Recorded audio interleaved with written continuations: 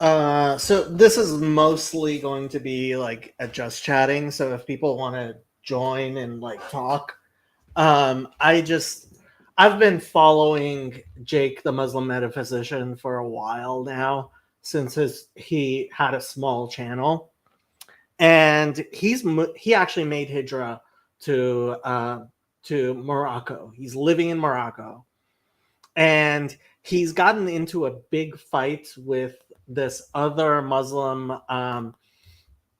So the Dawa scene is really interesting. The Muslim internet scene is really interesting, and I tried engaging before October 7th. After, yeah, he did move, and he's been living there, and he's been doing videos from there. Um, I did a video when when he announced the move, saying I think it's a huge mistake and he might not even be allowed into the country. I was actually hoping for his sake that he would not be allowed into the country. Um, I mean, he's actually made videos about being there. And he had positives and negatives. Um, it's really interesting. And he's like, he posted somewhere, I forget where exactly it was, but he was we got into a thing where he's like, see, you were wrong, and I'm like, well, I I don't believe I've been proven wrong yet. I certainly could be proven wrong, and in 5 years, I said, from like him moving there, if he's still a Salafi YouTuber, then I will definitely apologize and say I was wrong. Um, the thing is, like, the discussion that he's gotten into with Daniel Haqiqatju, um, who he's originally from Iran, came to the United States. I think he went to Harvard undergrad or something. Um, I'm sad I won't get to say no. He still travels to other countries and stuff, and um, and I think he still does debates and stuff. But I mean, so this is the big thing. I think Muslim people don't realize the Muslim, and I think Jake himself is really the the prototypical, emblematic, I don't know what to call it, um, example of this. So I believe he's absolutely genuine. He really does believe the things that he says. I don't think he's um, I think he is being uplifted. Uh, well, no, I wouldn't say he's the Ben Shapiro of Muslims at all, in any similar way. No. Um, so Jake found Islam through the internet. He is very involved and has a career on Muslim internet. And I think that some of them definitely are sincere. But like Daniel Haqiqatju, I don't think is sincere at all. Like, that guy is out for, I mean, at best you could say he has some belief in taqiyya, but um, oh well, actually, so Jake is apparently pretty close with Muhammad Hijab, and that's another thing. I don't think hijab is actually a I th- I so this is the thing.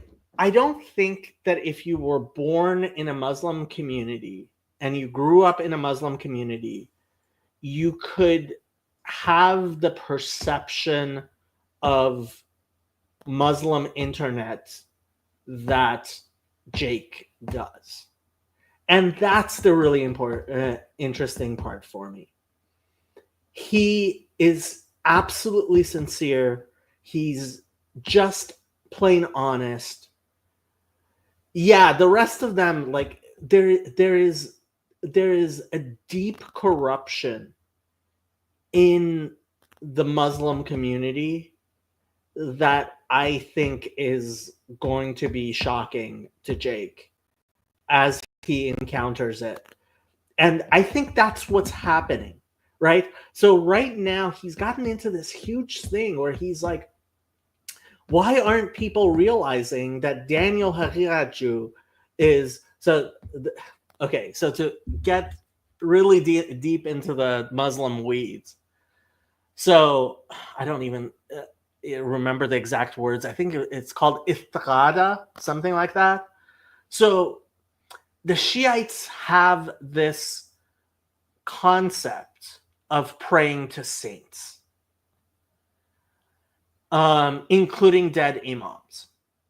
And they have these beliefs about their dead imams, which include the belief that really high beliefs, and frankly, for Jake, it's like basically Catholics. Well, that's what he would say, right? That's what he would say. So for most Sunnis, the idea that these people who came after Muhammad are on the level of the prophets is blasphemous. And really so in a sense, in a kind of modernist sense and almost a Christian sense, the Shia have this idea that, well, the teachers that came after, it's really much like Christianity, where they have this idea that after the revelation of Muhammad, then these teachers, these imams that came in the line of Muhammad have a revelation that's even higher than the revelation that came before Muhammad. Very similar to how Christianity views it, right? And they also have, so apparently, like, I mean, Jake really goes into this. They have this thing of, did I put a link in the, yeah, there's the link. If anybody wants to join in this hot and spicy, whatchamacallit.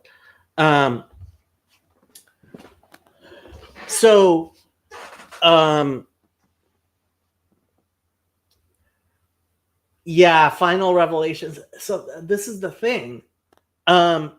Jake gets really worked up about the Shia belief that the imams like have valaya. Valaya means control or rulership in the world. And which, I mean, is completely understandable. This is one of the big fights between Sunni and Shia Muslims. And so he takes this really seriously. Well, the problem is, in most of the Muslim world, people are like, don't talk about this stuff, at least not publicly. It's only, they refer to them as takfiris, right? People who call other people heretics, right? And so you have to understand, like, there's a reason I call this Muslim internet under Trump, because USAID getting defunded is going to change the shape of Muslim internet, at least a bit.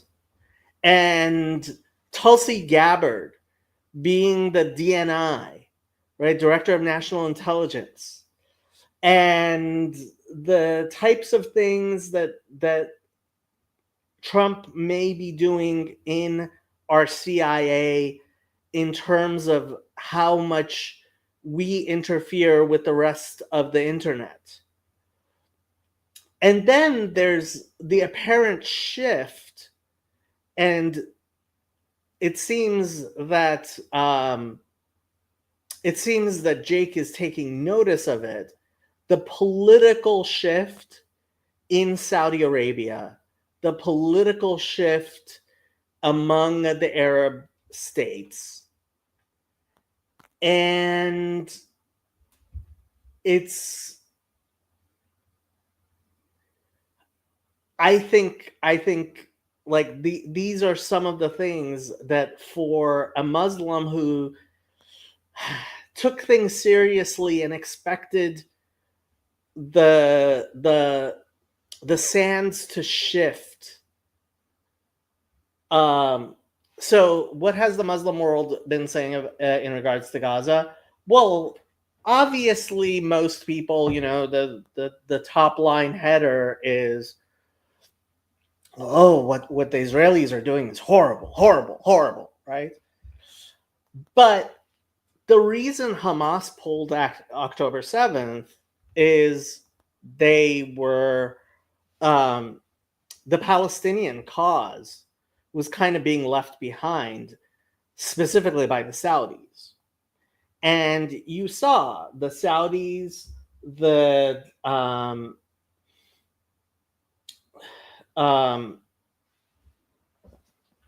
sorry, but Shadow is getting into way too much chicken for her own good. I'm gonna have to take that away from her. So the Saudis, the Jordanians, the Egyptians somewhat, UAE definitely, all the ones who have made peace with Israel were moving on from the whole Palestinian thing. And it looks like the new Syrian regime is also moving on from the full Palestinian thing. And so the question is going to become, what exactly is going to happen to Gaza and the Palestinians? And I think there's a lot of the sands are going to shift in ways that people who were absolutely serious about caring about the Palestinian cause are going to feel betrayed, as Muslims who grew up Muslim basically know to feel betrayed by the various rulers of the Arab states, right? Apparently Egypt may get some nominal control of the territory. I don't think anybody actually knows what the exact plan is.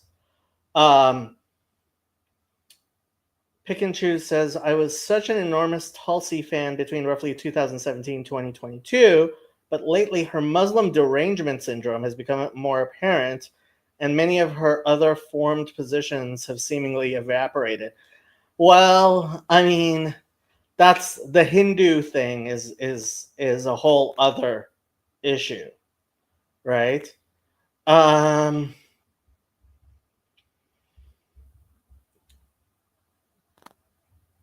The possibility, and people are going to think that I'm saying this in some sort of triumphalist way, and I really am not. The possibility of Palestinians being wiped off the map completely is not is now non-zero, whereas frankly it used to be zero.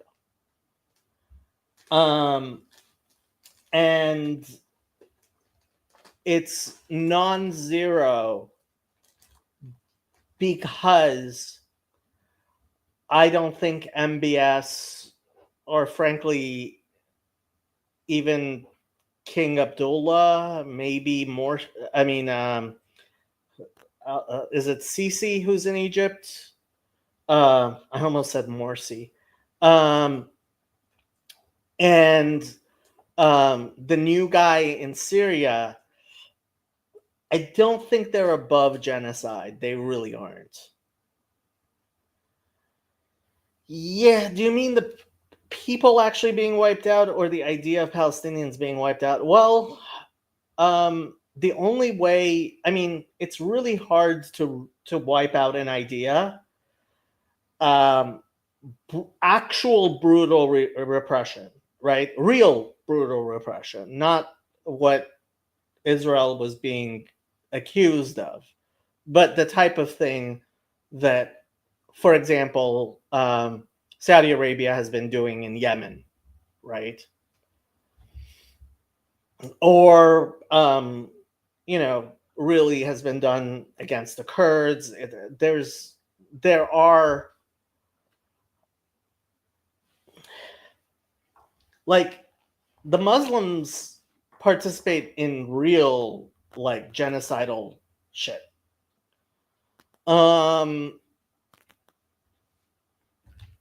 And so,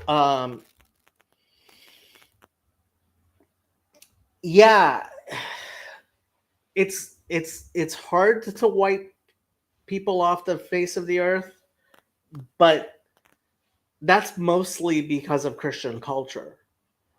And yeah, at this point, the Kurds have a better shot at a recognized state. Yeah, although I don't think they really have much of a shot either. I think they had more of a shot before the fall of Syria, before the fall of the Assad regime. And yeah, what exactly is going to happen? It's hard to know. But back to Haqiqat, like, Haqiqat is defending the Shia, right? Defending being friendly with the Shia. And frankly, the question becomes, like, how much was Haqiqat being funded by US sources, or is he being funded by Iranian sources or by other sources, or, like, when so Jake had a live stream yesterday about Daniel Haqiqat that I was listening to, and he's calling him great shaitan, right? The demon and a liar and the most um, um, dishonest Muslim he's ever encountered, which I kind of agree with Jake about.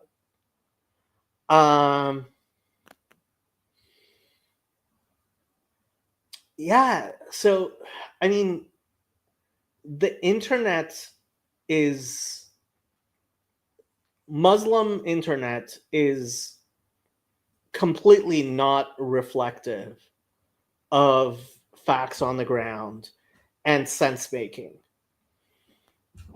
It's more reflective. And that was really part of the point of the whole, like, Arab Spring effect that the internet had in Arab countries, right? And so the political actors, the people who actually hire people, actually dishonestly post, dishonestly manipulate the conversation, right?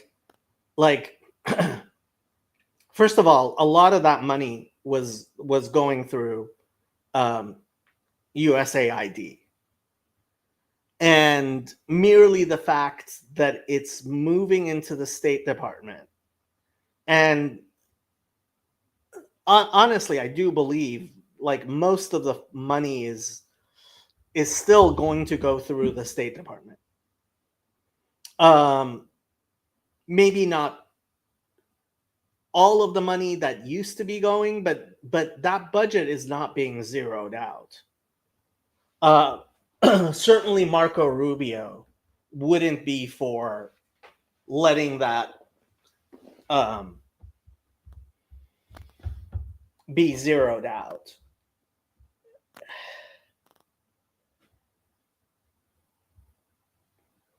There's a reason I find Jake our good friend. And I have to say, this is a joke. I don't think the Saudis are funding Jake in a way that he personally knows about. It's possible they've funded various things to elevate certain things he says that he may not know about. Corey Gill Schuster. Corey Gill Schuster. Let me see if I can see who that is.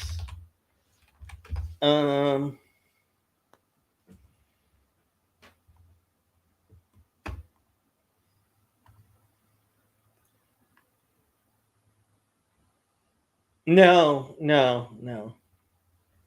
This is a Jewish guy.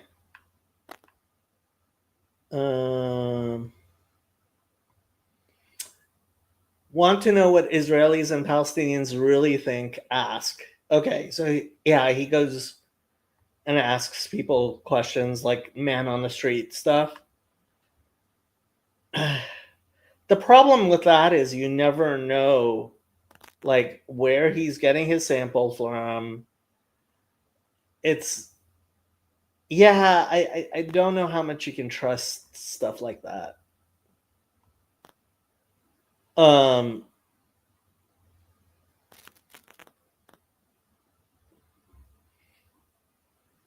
His biggest videos: Israelis, who is Jesus to you? Do you see non-Jews as equal to you? That must be fun. How much do you hate Palestinians? Who is Muhammad to you? Interesting stuff. Most of these are like 10 years old. Oh, he's the one who spoke with Rabbi Breitowitz. His questioning of Rabbi Breitowitz I've sent to a lot of people. Because I think Rabbi Breitowitz just answered so well. Am I like Jake the Saudi, but with evil universalist demons? I am not even sure what you're saying, Luke. Sorry. And you are nothing like Jake. No, okay.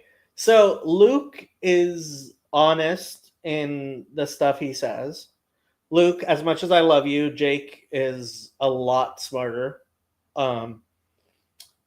And like he's fallen into creedal things that I don't think you ever would. You're way too personalist. And he's way more doctrinaire than you are. I don't know if that helped at all. Obviously, there's the issue of possible cherry picking and how he poses questions. Yeah, I've seen some of those videos. But I mean, if you didn't know before the USAID thing about soft power and the United States spending lots of money, like what do they call it? Advocating for American values around the world. Um, like a lot of that goes into manipulating the media in specifically Arab, but generally Muslim countries. Social programs, exactly, right? And so, and look, the United States does that, but guess what? All of the Muslim states do that too, right? As well as wealthy Muslims donating, including wealthy Muslims from the United States, donating to advocacy organizations, including large numbers of not so wealthy Muslims around the world donating to dawah efforts, right? Um, and so it's it's a whole other environment. It's a much more skewed and frankly violent and dangerous and hardcore environment than I think like Americans really imagine anything being. Um, I think overall his channel has done a good job of humanizing people. Okay. Um, I was just messing. Jake has his Saudi influences allegedly. I have my Universalist Saudis. I don't know that anybody's actually amplifying, like anybody who's a Universalist is deliberately amplifying your channel. And like, there's a reason Jake's channel is so large. Um, and a lot of it is the amount of support he gets from genuine Muslims, and he does. Like you and frankly, I think it's his honesty which allows him to do that, but his original channel was there was a copyright or something strike on it, and so now he's on a second channel, and I don't know how long he's going to be allowed to be on YouTube. You get money from the DBH, Luke. So yeah, it's I don't know what's going to happen, but it's really interesting following Jake's path through all of this. And to some extent, like I think he could get very radicalized and become, because he is very doctrine focused and he's very um he is very he tries to live according to Muslim doctrine as he understands it. And I don't know where he's going to go with that, right? I don't know what his reaction is going to be when he realizes that, yeah, the Arab League is probably going to really screw the Palestinians over in ways that I don't think he imagines they might. Like, they're among people from the Middle East, there is a real hello there, Muslim apologist. I think you've been on my channel before. Um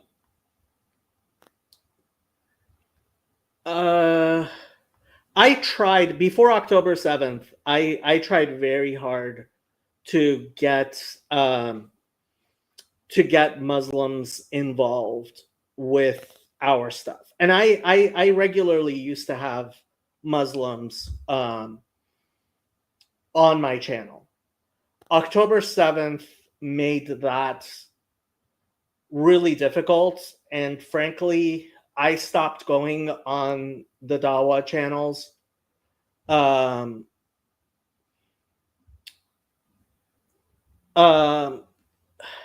well, we've had Muslims who've become Noahides. So there's that. But people who are still actively engaged in Dawa, no. Yeah, I mean, peace would be nice. Arab Christians, well, I guess you could call Marcus an Arab Christian.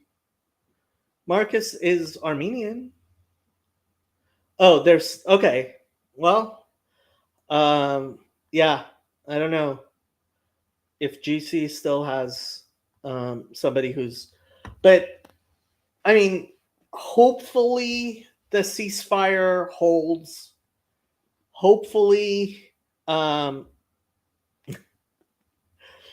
apologist, if you want to jump on, would gladly have you.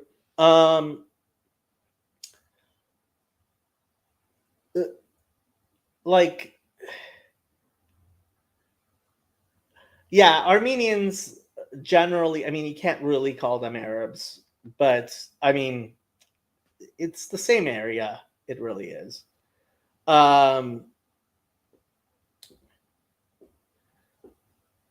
BOM is Bridges of Meaning. That's Paul Vanderklay's unofficial whatchamacallit, channel. Discord server, sorry. So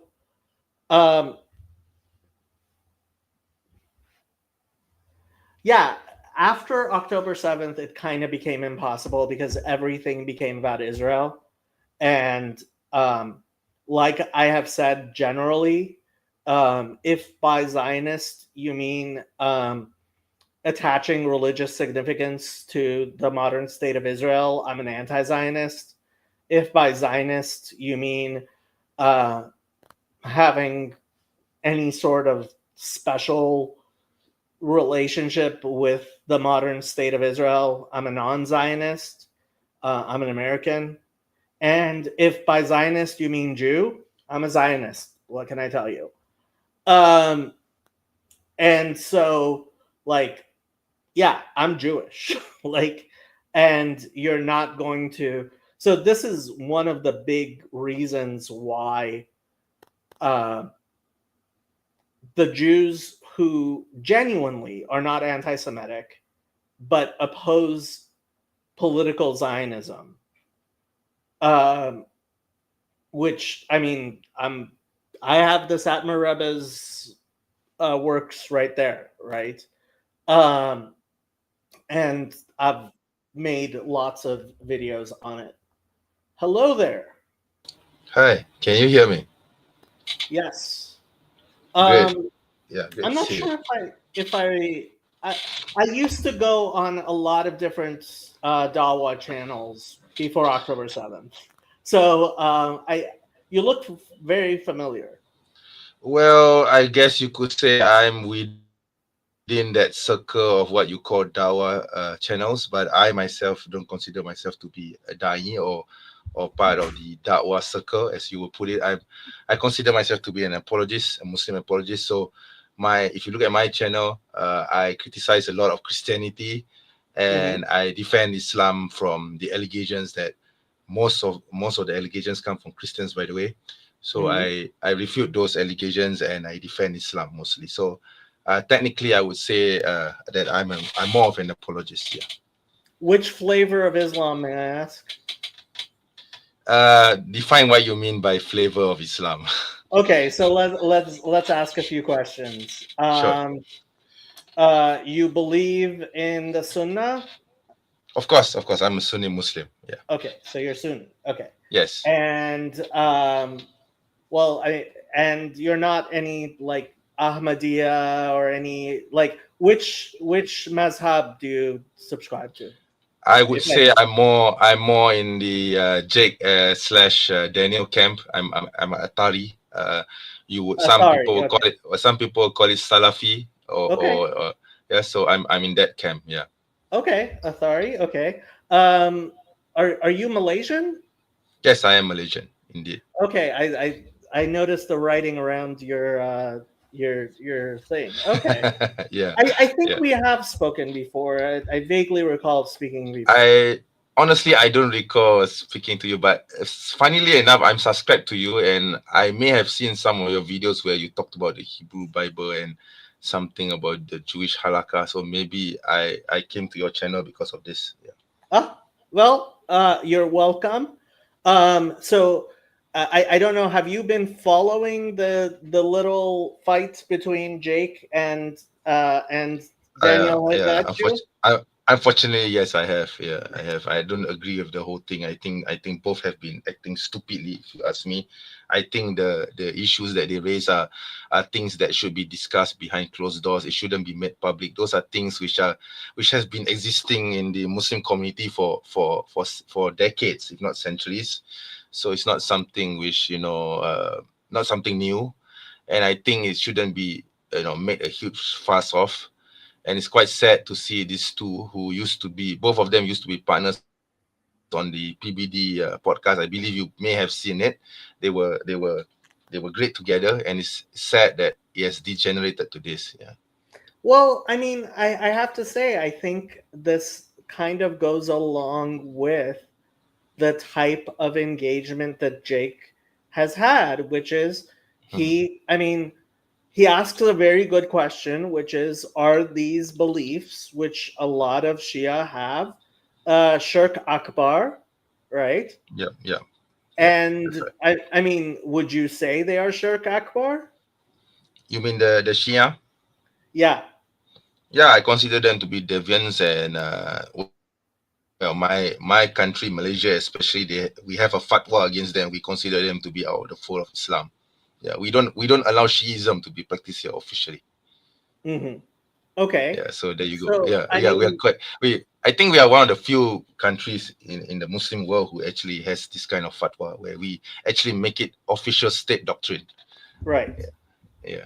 Well, I mean, and if you say that it is Shirk Akbar, right? And so I mean, a Muslim, certainly someone who's studied the Quran, right, and is involved in Shirk Akbar, in many ways, it makes sense that it's worse than Ahl al Kitab, right? Than Christians, certainly a Unitarian Christian or a Jew who isn't in any way involved in the Israeli state, right? It becomes like, I mean, it becomes a bigger question of who are, who should you be training your attention to in terms of defending the ummah, which is what Jake wants to do. Um, I think the issue is basically Jake didn't agree with Daniel's position that Daniel is advocating for the Muslim world or Palestinians in particular to extend more cooperation with Iran, because Daniel believes this is more of a geopolitical stance, actually, to me. Daniel wants more cooperation with Iran because he thinks, in his view, of course, I don't agree with that view, but that's what he thinks, that Iran is a superpower in the region, and is probably, according to Daniel, the only superpower in the Muslim world capable of resisting Israel, with all due respect to you, because I know you are a Jew. But yeah, but regardless, I have to say, I don't have a particular thing with Israel. oh, I okay. have always presented myself as non-Zionist, Oh, okay. I but didn't know that. I thought you yeah, were a Zionist. I would not call myself a Zionist. I Okay. have to say, a lot of people, especially after October 7th, people who used to come on my channel say that no, the Jacob is lying when he says he's not a Zionist. So I admit that I have a lot of views that people would say, "Oh, you're a Zionist," and it's like, Okay. look, I have family in Israel, I have friends in Israel. Right. I think what Hamas is doing, I don't think there's in any way a genocide or anything like that. So, I mean, we could get into that stuff as well, but Sure. I'm more interested because I think you are right in terms of geopolitics, right? So Daniel is actually taking a geopolitical view, but Jake seems to conflate that with it being a theological position, and because Iran is the state religion of Iran is basically Shiism. So Jake is saying, I'm Jake from Iran, argues by the that way. why should. Oh, I didn't know that. I was born in So Iran. Jake. Yeah. Right. So Jake somehow thinks that Daniel is advocating Shiism as well. So then things just escalated from there. Yeah. Well, I mean, and this is the thing. I think ultimately, when you look at the geopolitical situation, Right. I have to say I have spoken to many Muslims, and a lot of them don't want to get involved in these questions of. Even a lot of people will say, I don't have a mazhab, I don't have a aqidah, right? And I'm sure you've met people like that who say it doesn't, like, it's not, that's above my pay grade type of thing. A lot Not of personally, but maybe yes, a few. But the circles that I travel in, they are very certain of their madhab or their position with regards to Aqidah. So I don't really meet those kind of people who say, So is I'm that affiliated with any madhabs? Yeah. Is that in real life as well, in terms of your family? Yeah, or in is real that life. mostly online? I would say I'm the odd one out in my family because my family is mostly Ash'ari. Yeah, we are. My family is pretty much grounded in one madhab only. I'm pretty much the only one out where if I say or where I state my stance that I'm more of an Atari. Yeah. Okay. Yeah. So you're, but I mean, okay, among the people in real life that you commune with, like, would you say a lot of them, like the people you have interactions with in real life, do you find them to be as committed to a particular madhab as the people you online on the internet? I would say no, because you see, in real life, we don't. I mean, the issue of madhab or akida or these theological matters don't really affect your daily life or your daily matters. So it doesn't affect even your spirituality in a personal sense. So it doesn't really concern us. I mean, if you go on the street in Malaysia and you ask them what's your mazhab, people are going to stare at you in the face and wonder what the hell are you asking? Why are you asking this kind of questions? There's no reason for you to ask this kind of questions, Right. Like the things like Jake says, or even to a certain extent Daniel says, well, what's your mazhab? Are you an Atari? Are you do you believe that God, that always istiwa, or do you believe that istigasa, those kinds of issues that Jake brings up? You don't find this in real life. Nobody cares, really. In real life, point. Yeah. You are making my point. This is the whole reason I did this. I did this stream. I think what you are saying right now is what a lot of people, especially Christians, who view the Islam through the internet, see something very, very different. They exactly. Unfortunately, on the internet, you find these kinds of issues being raised. Are you this? Are you that? Are you Sunni? Are you Shia? I mean, nobody in real life. Nobody's going to go around even asks, "Are you Shia or Sunni?" Exactly.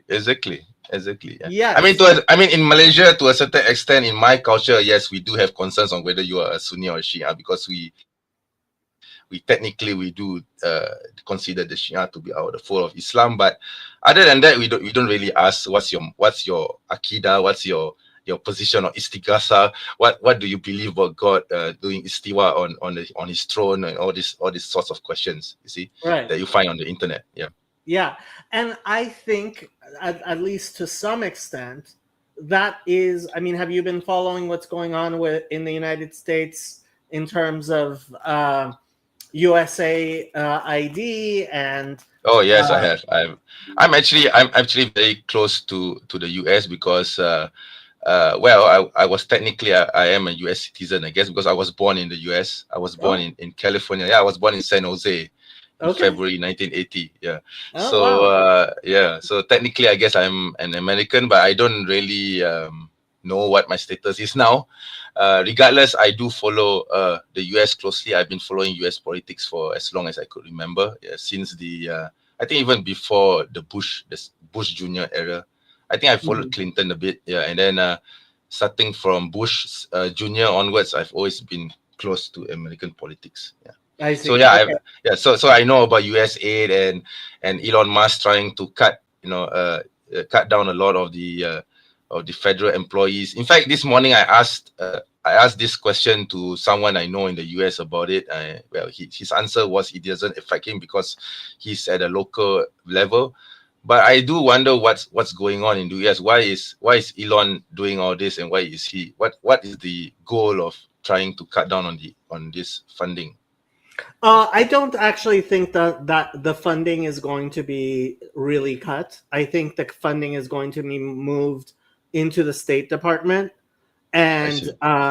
it is going to be the fact is USAID has been very independent, Hmm. and the people who were involved in USAID had a very particular um, ideological bent, and they didn't care who was president. Who, you know, I think most of them were definitely Democrats, I but see. Republicans just usually left them alone. And what's happened is that the Republican Party has decided there's I mean, what they call the deep state, which is there are a lot of government employees, which, regardless of what happens in terms of even of president or even Congress, continued to run with the same very left wing politics, Mm, mm. right? Okay. Which included things like, for example, actually, I was watching. What was his name? Is Adnan Rashid, I think. Oh, Uh, Adnan, yeah, but Adnan, yeah, I know him. yeah, I know of him. he was just speaking with Daniel Hagaju, Yeah, yeah, I saw that too. and they got into the whole question of the age of marriage, right? Okay, right. And Daniel Hagaju was very big into Muslim countries should not allow the United States to influence the law to change to a higher and higher, um, Hmm. you know, and so in terms of U.S. aid, right? As far as the Democrats are concerned, it's very important that um, the that the United States be spending money um, and um, encouraging Muslim countries to raise the age of marriage Okay. over 18.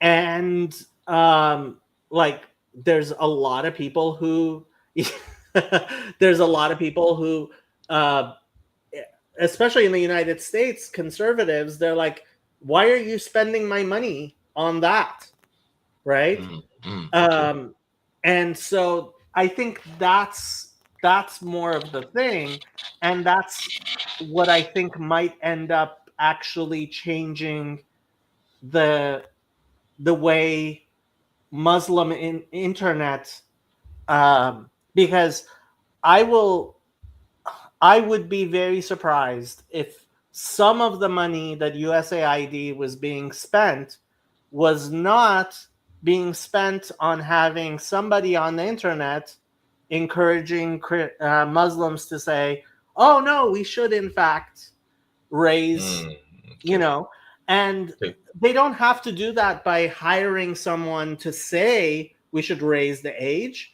They can just find somebody who actually believes it, that we should raise the age, and using bots to add likes or retweet whatever they say, right? Okay. And so that's what I think might end up changing how Muslim internet interacts. Okay. Seems What there's a lot of money being poured into influencing the Muslim opinion in the Muslim world, I think. Oh yeah, yeah, from Mm. lots of countries. It's not just the United States. I know Israel has people like Israel has actual, like, they recruit. You mean the Hasbara, right? Yeah. Oh no. So like, yeah, they actually have people whose job it is Yeah. in the Israeli army Yeah, to the go on Hasbara. the internet, right? Yes. And Yeah. it's not just Israel who does that. I'm sure Iran does that. I'm sure Saudi Arabia does that. I'm sure Egypt does that. Because if you're not affecting the conversation in the United States, Mm. right? The conversation in the United States really, I mean, look, I would be very surprised if do you have a Twitter? I do, but I'm not active on it because I feel that X or Twitter has become a cesspool of a Very myriad of nonsense. anti-Muslim Yeah. views. Yeah. And no, it's not just because of the anti-Muslim views, anti-Muslim views. It's because of this, especially the current mudslinging between Jake and Daniel and Farid response. I think you know who Farid response is, and all these things. To me, it just doesn't. I don't feel that I should be reading those kind of stuff, even though I don't want to read them. It just appears on my feeds. Yeah. So I just prefer to just stay away from X. I do maintain an account on X, but I'm not active on it. Yeah. Okay.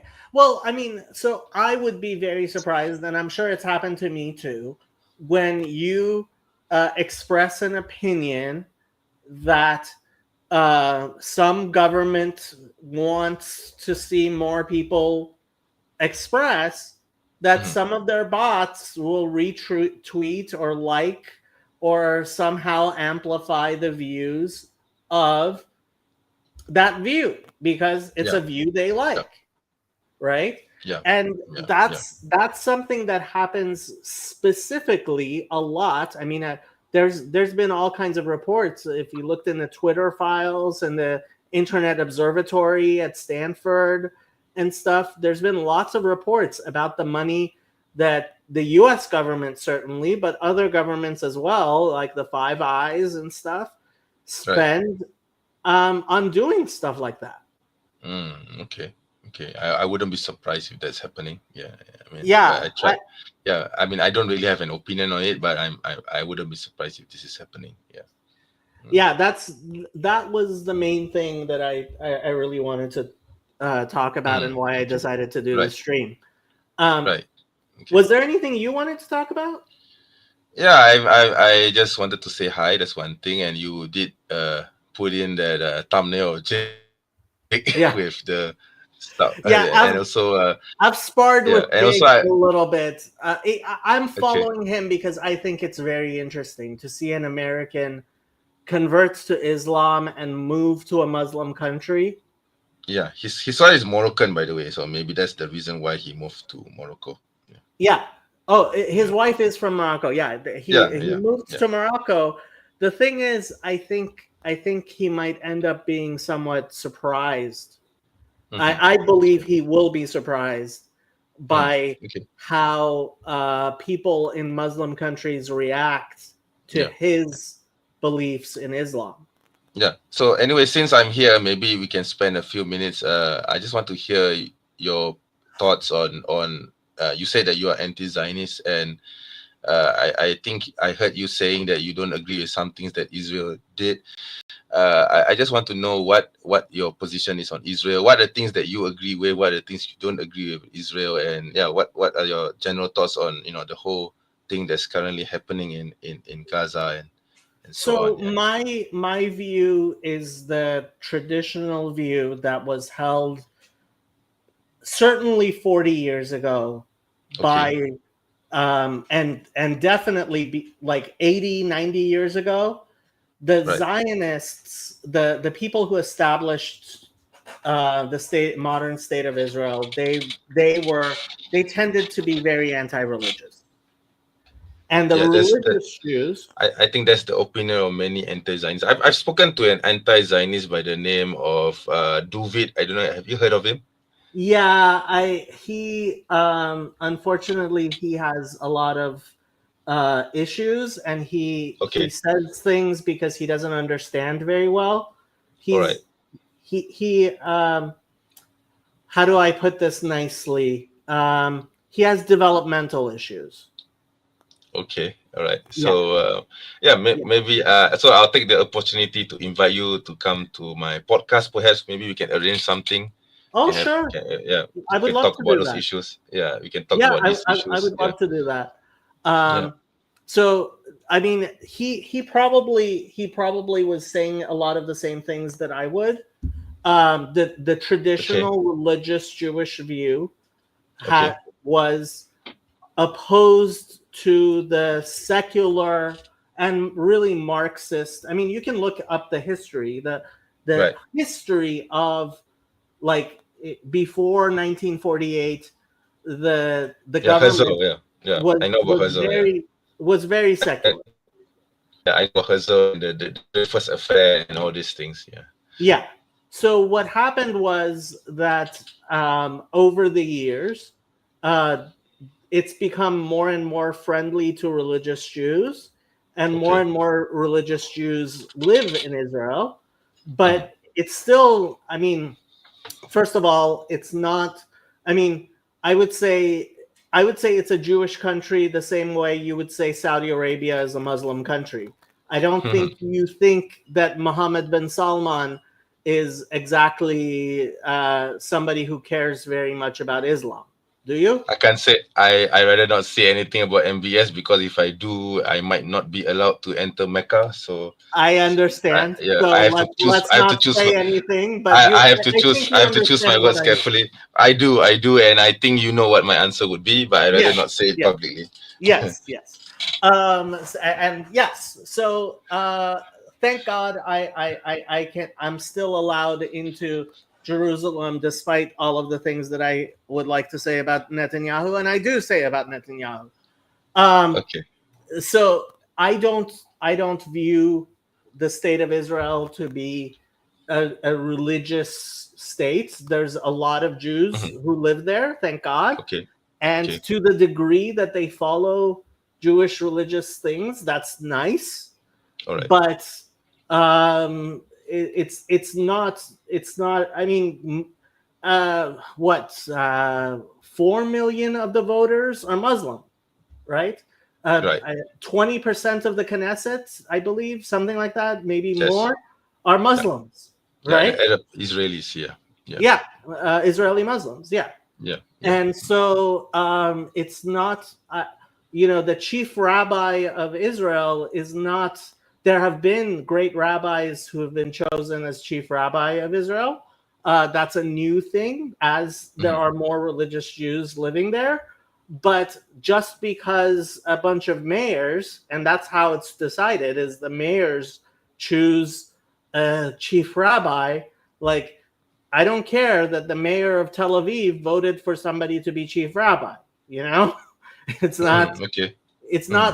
It's not a religious. So that in that sense, and that's why a lot of what used to be called anti-Zionist Jews now we call ourselves non-Zionist, because Okay. that doesn't mean that I want them destroyed or I want them killed or anything like that. God Right. forbid. Okay. But I don't have any special relationship with the government of Israel. They're not, any more than you have a special relationship, let's say, with the government of Egypt, right? Right. Right. Yeah. Or even the government of Iran. They Yeah. they claim to be an Islamic republic, but I definitely do not consider them to be Islamic. yeah, yeah, Khamenei. I'm sure you're not. You don't consider him your you're I don't even consider him to be a Muslim. So okay. Yeah, so his fatwa doesn't matter, and he issues a fatwa exactly right. exactly, And yeah. frankly, while Benjamin Netanyahu is Jewish, as far as I know, he doesn't. I'm not aware that he cares too much about the fact that he's Jewish. Okay, yeah, all Yeah. right. Interesting position that you have there. I think we should talk again sometime. Yeah, yeah, If you would like to have me on, I would be very happy.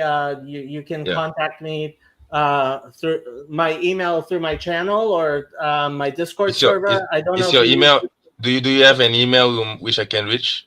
Yeah, it's just my last name at gmail.com.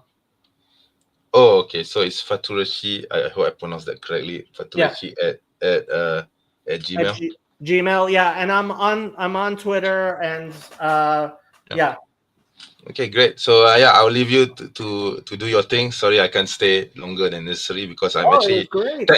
technically I'm supposed to be at work, but I'm talking to you now. If my boss knows, I'll be in trouble. Okay. Well, thank you for coming on. Yeah, sure. Likewise. Yeah. Thank you It for was having great me. talking Yeah. to you. Yeah. Yeah. Okay, bye bye. Likewise. Yeah. Thank you. See you. Sure, bye bye.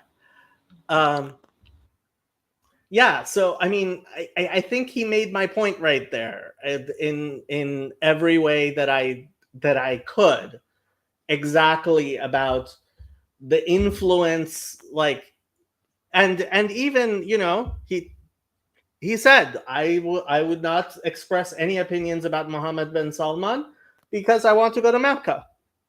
And he said, if I were to walk on the streets and ask somebody what their mazhab is, or even if they're Shia or Sunni, people would be like, "What are you talking about? Why are you asking such questions?" Right?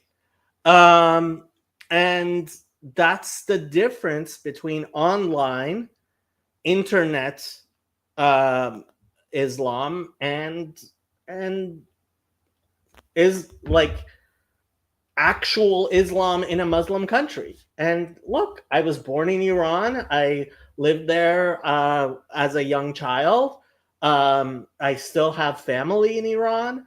I speak the language. I've studied the culture. And I I don't know everything about the Middle East, obviously, but I think I have a much better grasp than even maybe Jake does, despite the fact that, I mean, does he know more about Morocco than I do?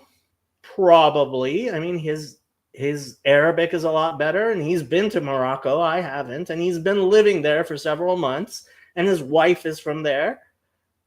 But I think there are things that, as somebody who grew up in that culture and who's not a convert, and ultimately, I mean, Jake is a pretty recent convert, I understand about how things function in real life, that I think he's going to be very surprised about. And like I said, if he's still doing what he's doing today, in 4 years, we'll cut it down. I mean, I said 5 years last time. I forget how long ago that was. 5 years from when he moved there. Living in Morocco, I will be very surprised, and I will admit that I was wrong. And I set that limit on it because I want to give it a realistic chance.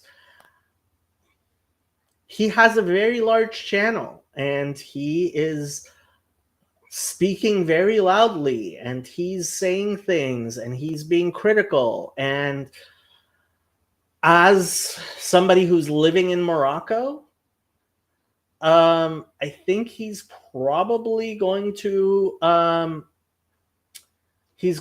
find that having such a big voice, speaking stridently and truthfully like he is, being as doctrinally sound as he is not going to be tolerated. I've said that many times before. So, yeah. Um, so when I say Zionism, I'm referring to the political project of having a Jewish state in that general geographic location, which comes with everything needed to maintain the Jewishness of that state. I don't think that that's something we should work towards as a political project, and I oppose that.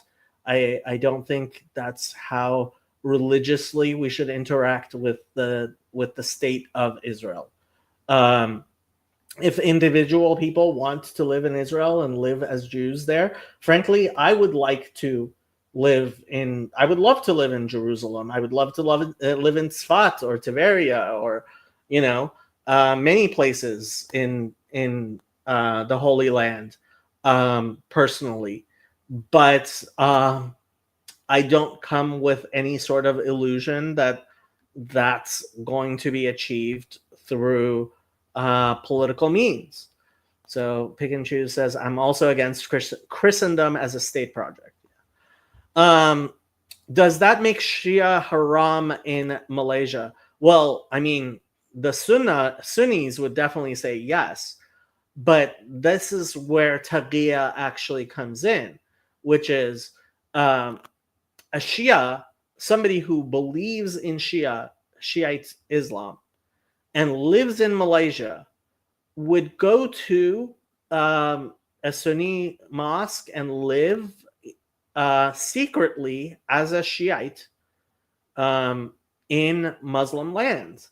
And that's the origin of the entire idea of taqiyya, is Shia living secretly under a Sunni Muslim rule. I have trouble with terminology and definitions here. Aren't you some kind of Zionist if you're against the Israelis being pushed into the middle Mediterranean, literally or figuratively? A lot of people would say that. I mean, I am against that only because I don't want to see my friends and family pushed into the sea, literally. Um, the the state itself, um, I I I pragmatically support it still existing because I don't see any other way for the Jews not to be um, literally thrown into the sea. I don't think modern Israel should have ever been established, but now that it is, I'd be very, very, very against doing some kind of atrocity to the people of Israel. But the state should be for all locals. Yeah, I mean, ultimately, I think, um,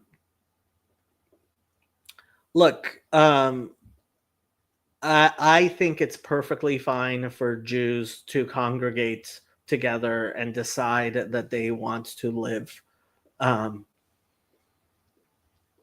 and in normal ways, right, where people buy and sell land. The problem is in the Middle East, um, buying and selling land, like a Muslim who sells land to a Jew is like they can be killed for that. So yeah. RJ says, "Oh, sweet Lord, no, please don't bring up the marriage age issue." But I think the reason why the marriage age issue is so explosive is because of, at least partially, Western interference in Muslim countries, which frankly I'm opposed to, because it's I think it causes more problems than it solves. I don't know why my answer to Dawn's question was deleted, but I'll try again. No, I am also against pushing Israelis into the sea, and I'm not a Zionist. Probably because of YouTube's stupid whatchamacallit. I can still see it. A couple of things were retracted. Okay.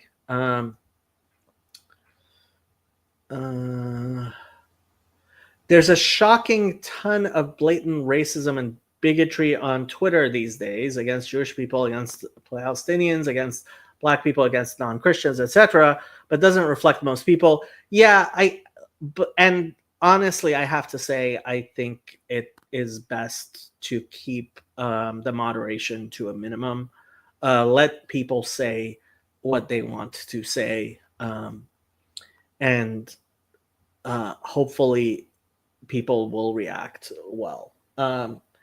You can certainly see, and I have to say, I was very, very disappointed that none of my Christian friends and followers on Twitter really took up my I simply asked them to like a particular tweet, which was speaking against rabid anti-Semitism, and they didn't bother, and that really bothered me. It's a useful platform, but it's also filled with toxic people and awful posts. Yeah. Yeah, I think it would be an interesting podcast. I would love to speak with them. I guess if anti-Zionist means against Zionist people, yeah, this is why we've started using the term non-Zionist.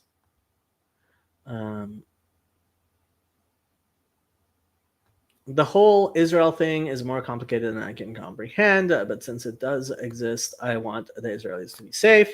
They have the right to defend their country. That's all.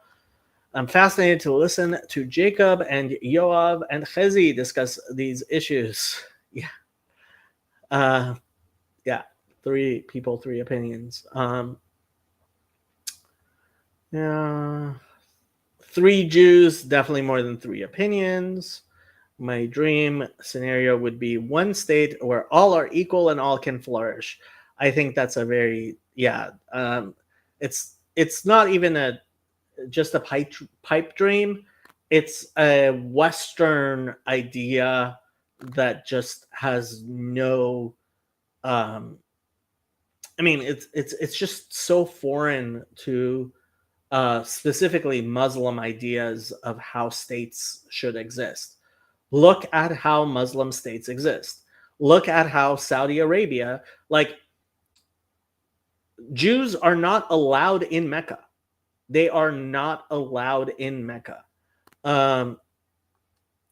Islamic origins. I have to say, I have become a Muhammad mythicist, which, yeah, few people are willing to talk about publicly for good reason, but I tend to be a Muhammad mythicist.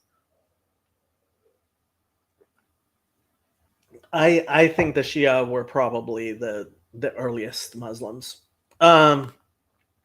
Westerners don't seem to understand that not all peoples can and must establish and run their states the same way they do. Yeah. Yeah. I mean, the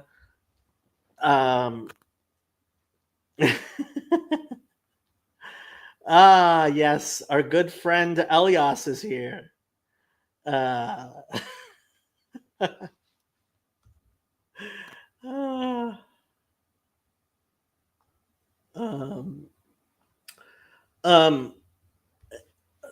the real kicker for me was when I found out the name Muhammad.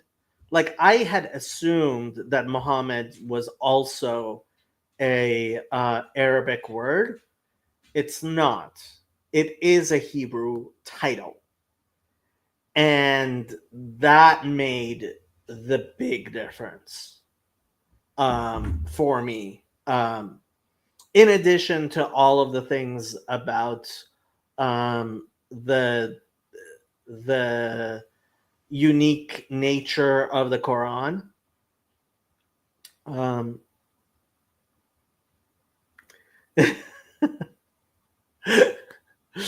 I don't mind getting in trouble. I think most of Muslim internet hates me enough already. Yeah. Uh, yeah, I'm with Colonimus. I don't see why we should. Yeah. Um, no one is asking for Egypt to be run like a liberal democracy. We do carry Egypt, though. We actually do. We actually do. That's the thing. And in fact, we carry all of the air, almost all of. We see. This is the thing. Um, the United States has ruled over the Middle East. I mean, what you think the Hashemite kingdom of Jordan or the House of Saud like would exist without United States involvement?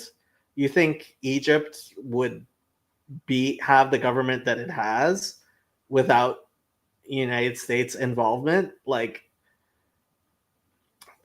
I don't think you realize, pick and choose, how we're playing all sides of that game. What's that meme? Um uh yeah, let me find it.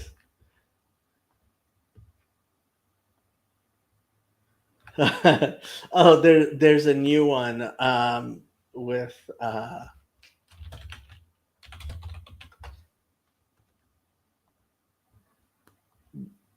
let me see if I can uh, get this. Okay. This was hilarious, and I think it's absolutely true. Um,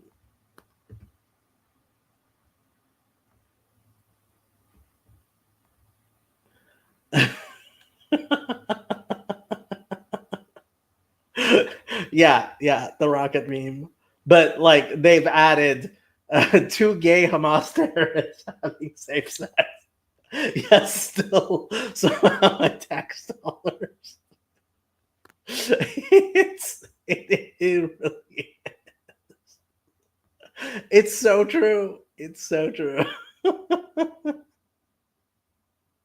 Uh,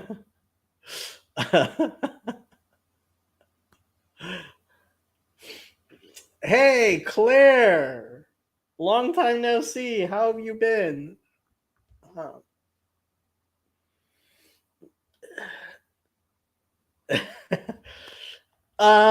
If you actually want to watch, first of all, you might want to join in. We had a Muslim apologist. We had the Muslim apologist show up, and he invited me to his podcast, which I'll probably go on. And he I thought my discussion with him made things a lot more clear than me trying to describe things ever could. Um, and yeah.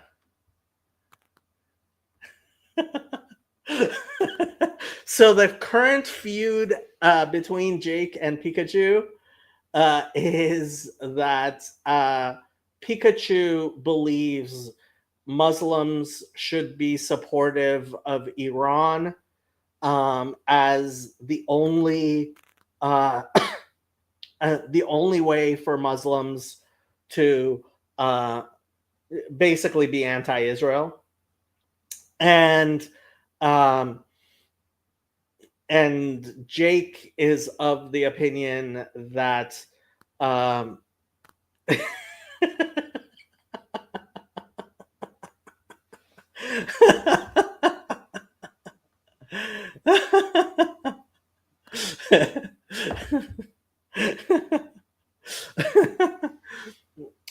if Homeland Security ever shows up at my house, my first sentence will be, "I have no knowledge or information on Jake's whereabouts."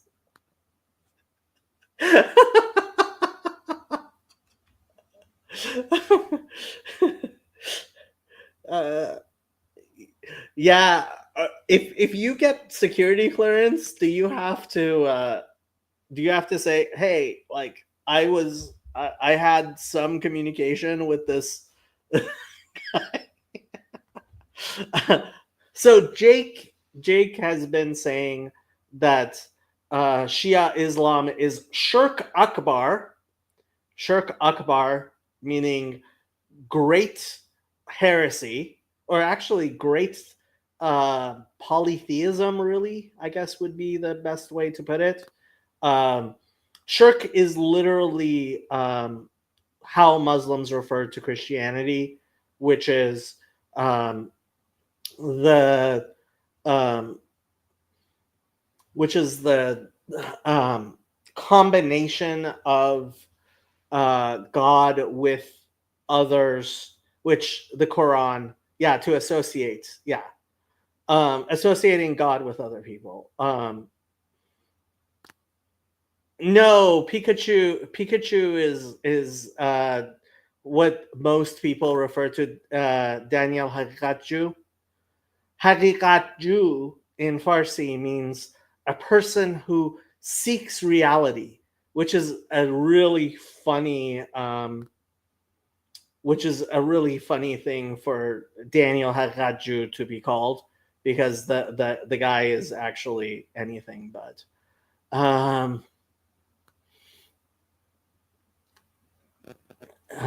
Yeah, yeah. Who's MENJ?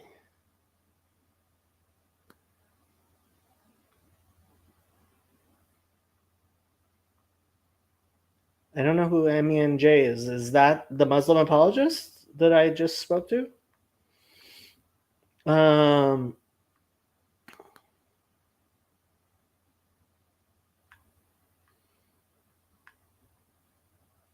Oh, okay. I did not know you were MENJ. I see. Okay.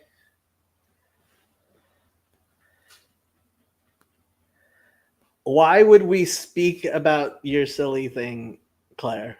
I really don't know what happened with Jake. He seems to have a promising career as your friendly American Muslim convert apologist, I think you mean, but just sort of snapped.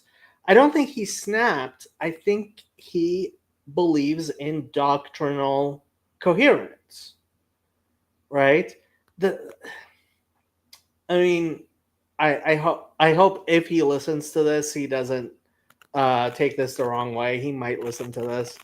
Um, he's very Protestant in his Islam. That's what's going on with Jake. He has his creed, right? And he sees, and he's. I mean, I don't think he's wrong.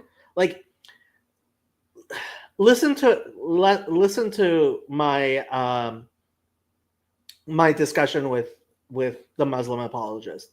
I think that discourse and what he said about his own family and what would happen if you were to walk out onto the streets of Malaysia, where officially being Shia is illegal, apparently. I did not know this, but there's a fatwa which, so it's not Shia Islam is not considered Islam in Malaysia, which I don't find that surprising. I didn't know it before, but I don't find it surprising.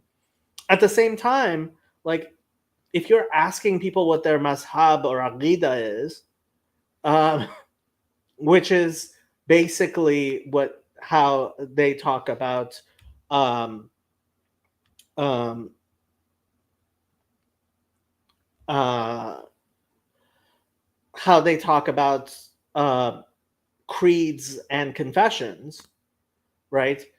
Um, yeah, it's not like most people don't do that, and they don't want you to do that because there's kind of like this piece of Westphalia way, which, I mean, look, it's the same thing by, like, the people who become Calvinists. Well, not even Calvinists, because Calvinism doesn't. Who become Lutheran, right? or people who really sign on to the Westminster Confession and believe that the Pope is that son of perdition, etc., right? So yeah,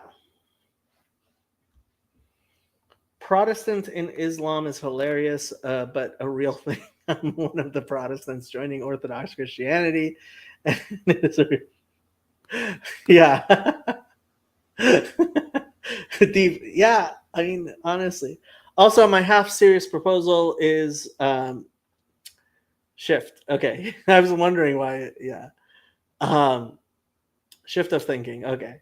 I was like wondering why you were cursing. Okay. Also, my half serious proposal is the Trump admin is serious about their Gaza goals, is to move if the population of Gaza to Forest City, Malaysia, which is an unpopulated Chinese coast vacation city. Interesting. I don't think China will allow that. I don't think that's what's really in the look. Look, MBS, Mohammed bin Salman, is not above committing genocide. Al Sisi, I don't know if he's above committing genocide. King Abdullah, his father certainly was not above committing genocide. I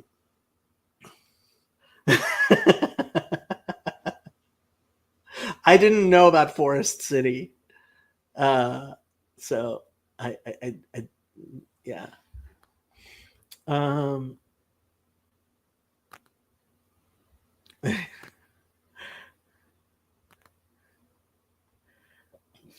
Apparently, it's already yeah. Look, the United States isn't really involved. Trump is just talking. The person behind this whole thing, I believe, is Mohammed bin Salman. And what convinced me of that is the discussion that Tucker Carlson had with the prince. I forget what his name was. Talal something. He's a Saudi prince. And it was in Saudi Arabia, and he's not allowed to leave Saudi Arabia anyway. He was having that discussion at the order of Mohammed bin Salman.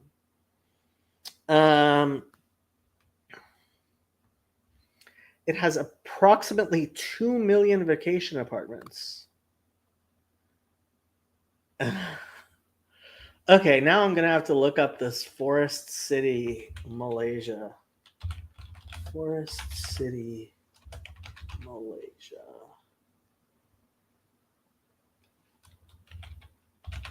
Wikipedia. Okay, let's see what Wikipedia has to say about Forest City, Johor.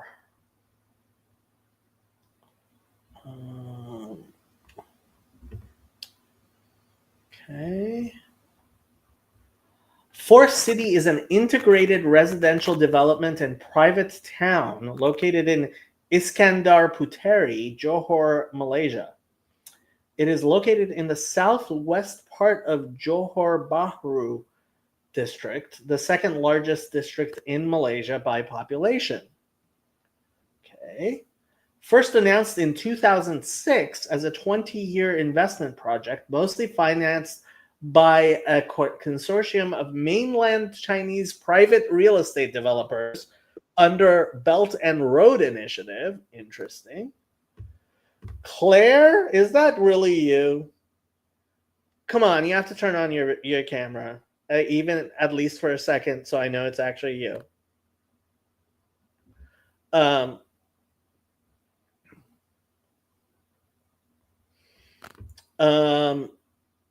It was officiated by then Prime Minister of Malaysia, Najib Razak, in 2016 with the approval of the Sultan of Johor, Sultan Ibrahim Ismail. There are sultans in Malaysia? I don't know that much about Malaysia. I guess I should learn more about Malaysia. Population 9,000.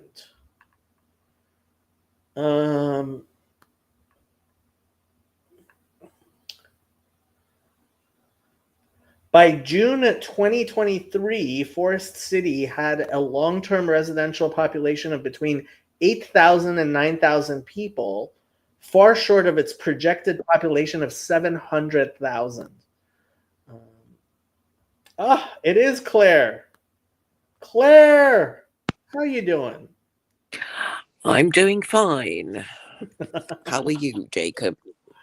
I'm good. It's been a long time. Yes, it has, and I'm glad you're looking up Malaysia and its unique Aren't you from Malaysia? Rotating monarchy. Aren't you from Malaysia? Yes, I am from Malaysia. I was born there. Aha. So, were you getting any of the USAID money? If only.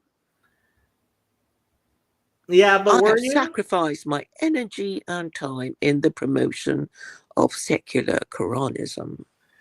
Okay, but were you receiving USAID money? No, I wish I were, or I wouldn't mind getting money from the CCP, which I'm often accused of, or even Mossad. I'm often accused of being Jewish by Muslims and Yeah, anti-Semites. no, I'm still of the belief that you're involved with Nick Land. I've never met the guy. I don't even like I can't even remember what he's saying. And he's been marginalized, hasn't he? He used to be in academia, and now he's been memory holed. So I don't even know what he's about. And nobody's really talking about him. But did you know AI is SK aware? If you ask a Grok about SK, it knows all about it. Sorry, I was muted. So it knows all about everything. Yeah. And so does ChatGPT and Copilot. Is that really important to you that AI know about you? Yeah, because obviously the media have been instructed by the CIA to suppress all discussion and knowledge of secular Quranism. Because it's obviously dangerous to the liberal order, who is now feeling very threatened indeed. Okay, so let's see what Grok has to say about who is Claire Kaw.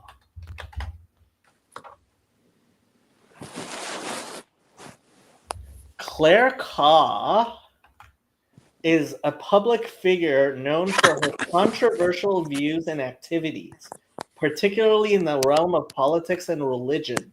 Here are some key points about her. Political involvement. Kaw has been associated with the British National Party, BNP, a far-right political party in the UK. She was once involved with the party, but left following a series of controversies, including her outspoken views against sick and disabled children, which led to threats of violence from other party members. Civic nationalism and social conservatism. She describes herself as a civic nationalist, do you? Yes. And promotes social conservatism. Her ideology includes advocating for a single national party and has been described as a blend of various controversial stances. Secular Quranism. Kaw is the proponent of scare quotes secular Quranism, an ideology she has developed which suggests Western governments should adopt their legal system from the Quran, but in a secular manner. This concept has been criticized by Islamic scholars as not being a legitimate interpretation of Sharia, with arguments that her approach to the Quran misrepresents its teachings, especially concerning belief in God. Media presence. She has appeared in various media outlets, including podcasts and interviews where she discussed her philosophy. She has also written books on secular Coranism. Books? I thought you only had one book. Do you have more than one book? I think Claire is on one of her other accounts. Claire always does multiple accounts. Oh, she's back. Claire? Hello. Hello. Do you have one book or more books? Just one. So Grok is wrong about that. What did it say? I sort of got myself disconnected. It said she has also written books on secular Coranism. Oh, just one. One. That's what I thought. Yeah. Ka has affiliations with Kingston University, London.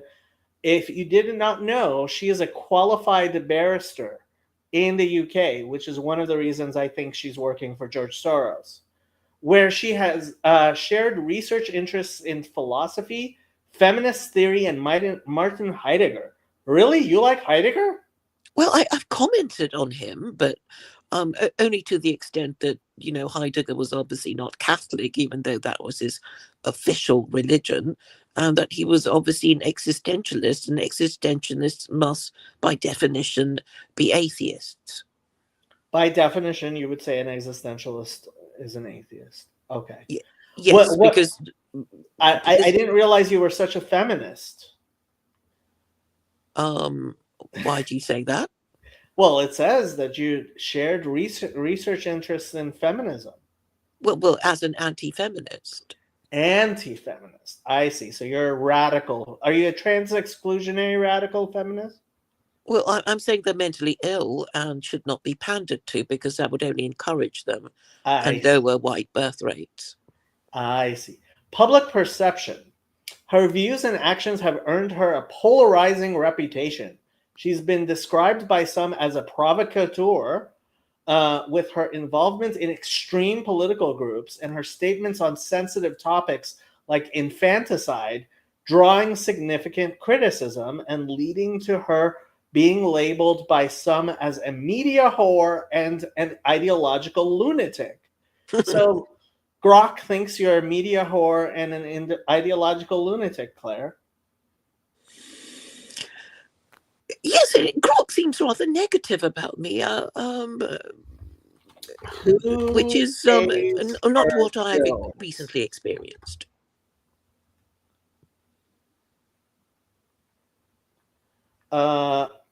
Based on available information, the direct sources of Claire Ka's income are not clearly documented, but some possibilities can be inferred.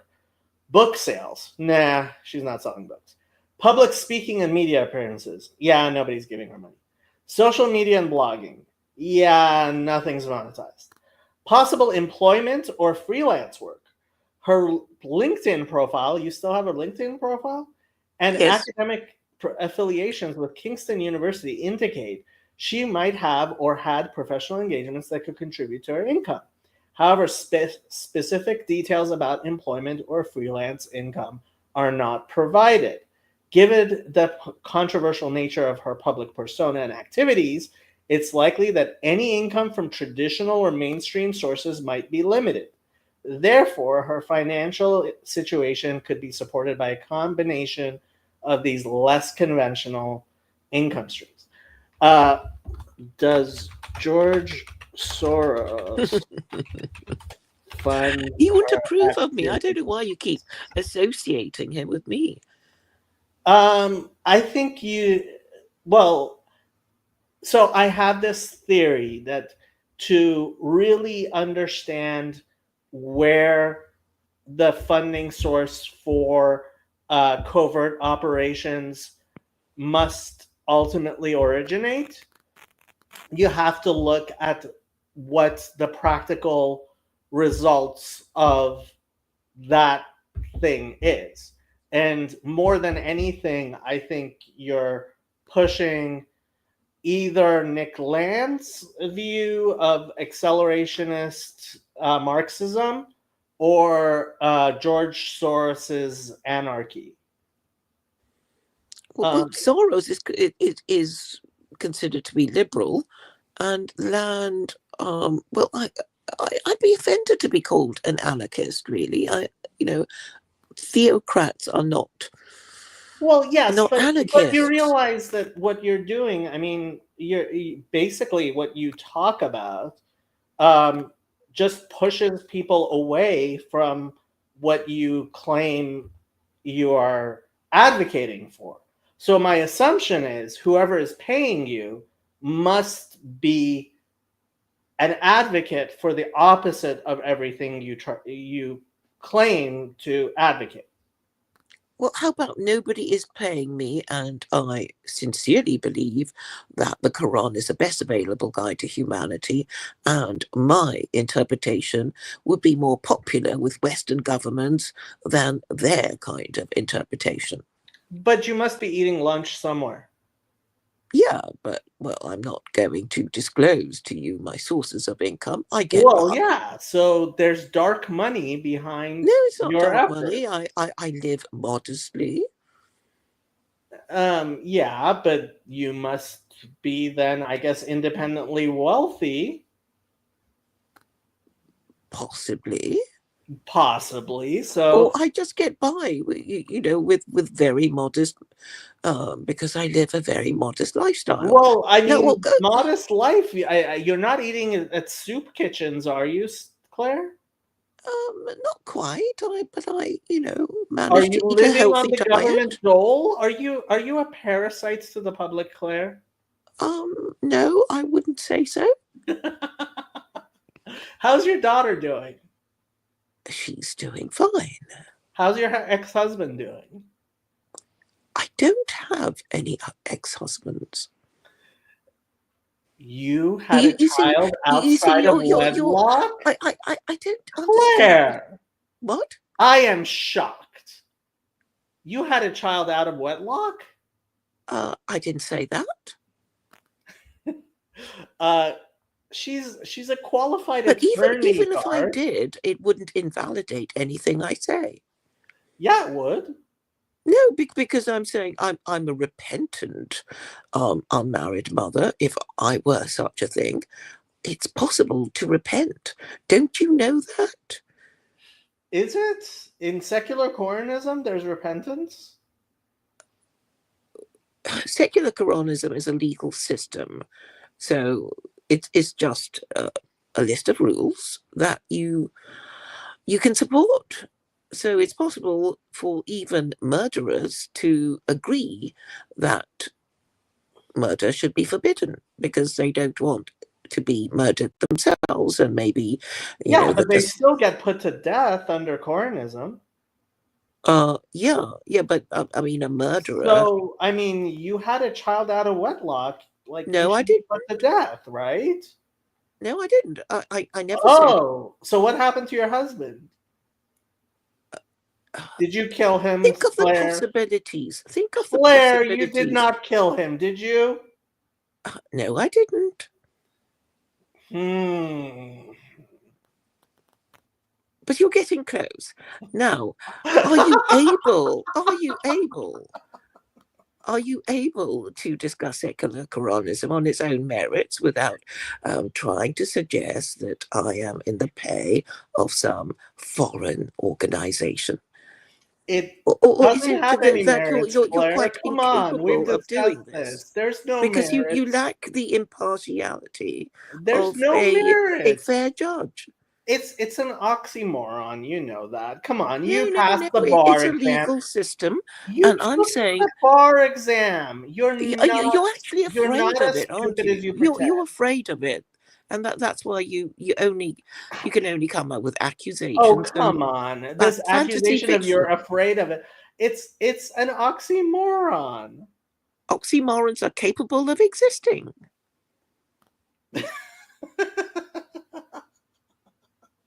Come on, Claire. The point is that secular Quranism would bring Americans closer to their founding origins, because secular Quranism supports the First Amendment with Chapter 2, verse 256. It is, in fact, very American. So, I mean, the various possibilities are Claire could actually be serious, in which case she would be way dumber than I give her credit for. And I don't think she's dumb at all. Or this You've said could it all be- before. This could be, yeah. I mean, that's why. I mean, Yeah. I mean, I'm sure everybody who's heard these exchanges will say, "Yeah, I'm really stupid," or "I'm not," and a lot of whatever. people Can think we you're crazy. actually discuss secular Quranism There's nothing to discuss without you trying to discredit me? Can you just, stop Come with on, the ad Claire. There's hominem nothing attacks to discuss. and How long discuss have you been doing the this? How idea many on years? its own merits? How Or many are you years? too How many afraid? years have you been doing this secular Quranism thing? I think what I'm doing could be equated to. Are you familiar with the Cascades game? I'm asking you how long you've been advocating for secular Quranism. Since 2009, when I first conceived of it. Okay, so that's 15, 16 years now. And how many secular Quranists would you estimate there are in the world? All I need is one government to adopt it, and But a government's my not going to ambition adopt it if you is to make it the can't American convince- government. What happens? What happens to your alternate thing that Muslim woman in California you were pretending to be? What was her name? Clara? Her name is Carol, and she's blocked me. Carol is no longer a secular Quranist either. She was like your one convert, Claire. No, I have others, but they haven't quite declared themselves, but they're slowly coming round. So she was Now the that Trump only is- declared secular Quranist. Well, people are still afraid, but I mean, AI is SK aware. AI is SK aware. But it's been 15 years. Yeah. And you it haven't means I'm convinced closer to a success. single person, Claire. Just you wait. Now, are you capable of entertaining the idea on its own merits, or do you have to It's a very propose entertaining. all kinds It's a of very entertaining slanderous idea. scenarios? Because It's you a very just cannot entertaining talk about idea. it. It's very entertaining. It is incredibly entertaining as an idea. But that's about it. Yeah, and I think it's because you surround yourself with Christians who you have to pander to. And right? Jews and Muslims and atheists and cats and dogs. And they're mostly mentally ill neurotics, No. like yourself. Oh, come on. Now you're getting. Did I hurt Well, your you can play the feelings, same Claire? game. I mean, if Claire, you're going to, did I hurt your suggest feelings? that I'm a spy and a murderer and an unmarried mother, well, why can't I say that you're a teeny weeny little bit neurotic? Well, a teeny weeny neurotic. I kind of am. Yeah, you're right about that. Yeah. Yeah. But anyway, recently I've been speaking to a Calvinist, which made me think of Paul van der Klee. Are you still on good terms with him? Yeah, kind of. Yeah, I mean, I'm the type of person it's pretty hard to be on bad terms with me generally, and I very rarely go from friend to like. I don't know that I've ever really gone from friend to enemy. Maybe when I was a kid. So like. I'm not as involved with his stuff. He's still a having... Jordan Peterson wannabe, isn't he? No, not isn't he? Well, he's at ARC right now. Isn't ARC going on right now? Oh, I don't know. I've met him, don't you? In real life? Yeah, when he came to London. You met Paul. I know you met Tayo. I didn't know you met Paul in real life. Isn't he much taller than you would think? Yes, he's a tall man. Yes, He's a very tall man. Yeah. You didn't try to seduce him, did you? Well, no, not in front of a group of confused former Christians. I was sitting at a table with a man who said his girlfriend refused to come because she clearly thought it was a gathering of a bunch of Bible thumping fruitcakes. Mm. You don't like Calvinism much, do you? Well, when you think of Calvinism, it's actually quite shocking what he did, because it's sort of almost understandable, like you're this absolute monarch, and obviously you're not going to let your subjects follow any religion but your own, because what they could do is say, "Oh king, I'm going to curse you with my Hindu god, and you'll be for it." So you could kind of understand that, but Calvin went to Switzerland, which was a republic, and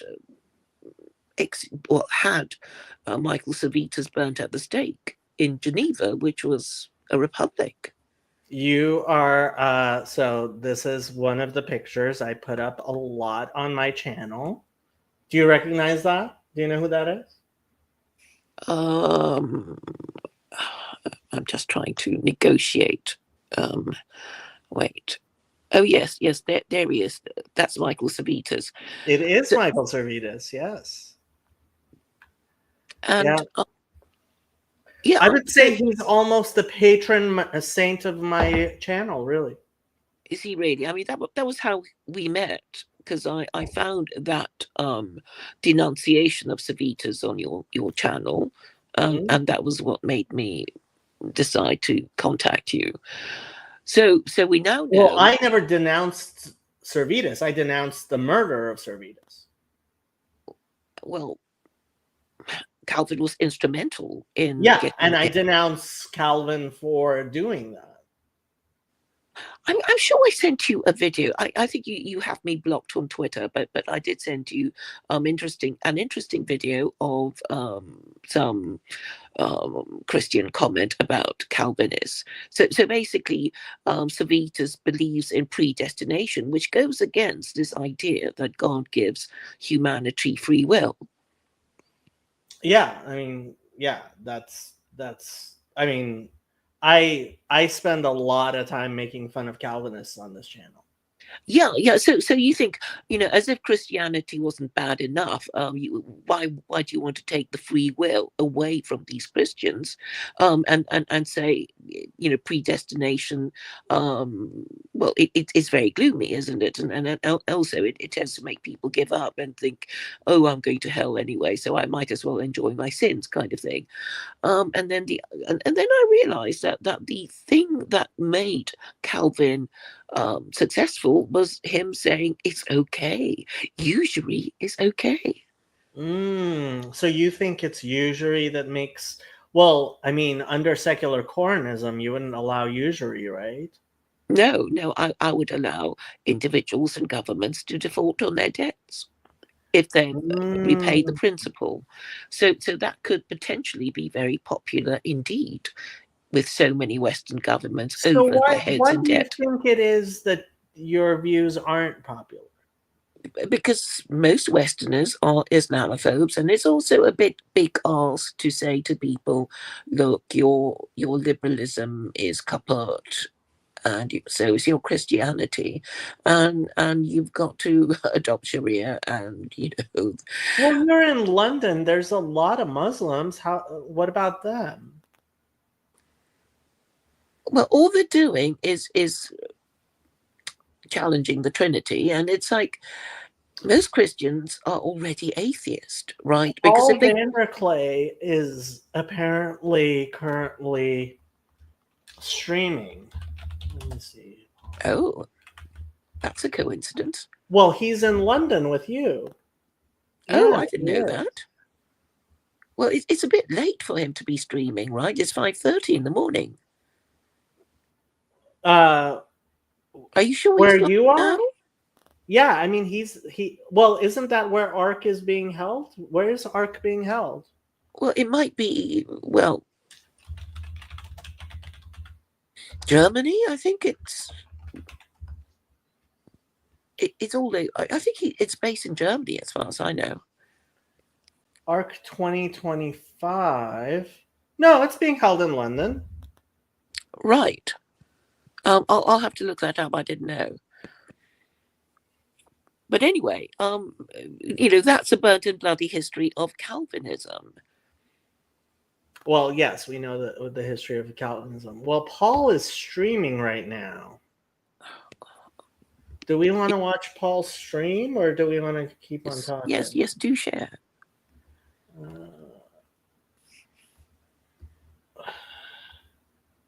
Oops, sorry.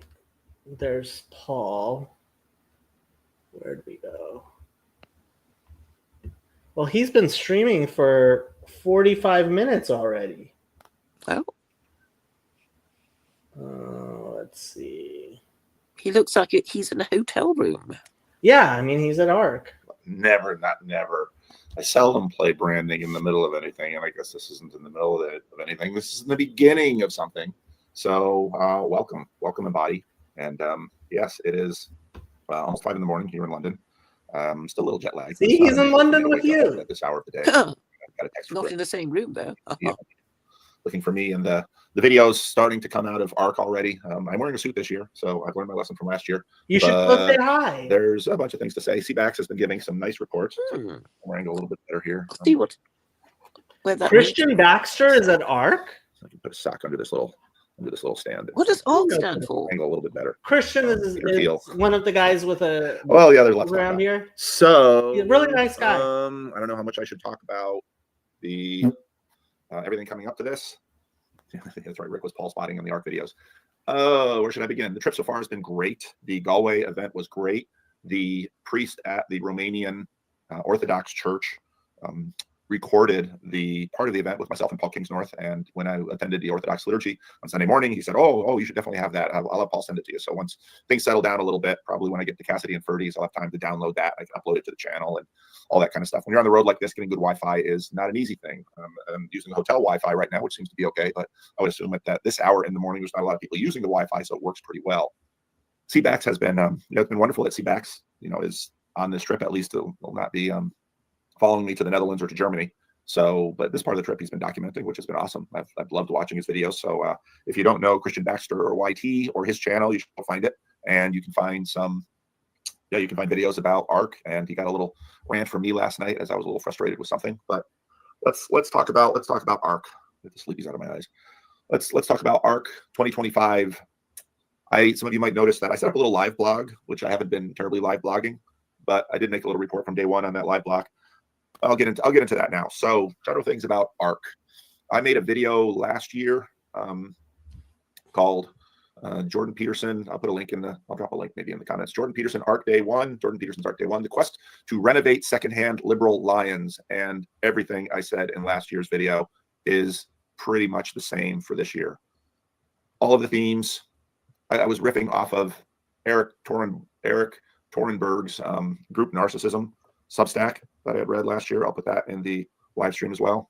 And I'll put them in the show I notes was thinking Elon Musk might go, or even Trump. In a lot of ways, or this JD is an Vance. attempt to revive classical liberalism. And let me say a few things, because what I'm about to say is going to sound very critical, and I have critiques and criticisms, but I feel very much on the same page as the leadership here of ARC in terms of what I want to see happen in the culture in the country.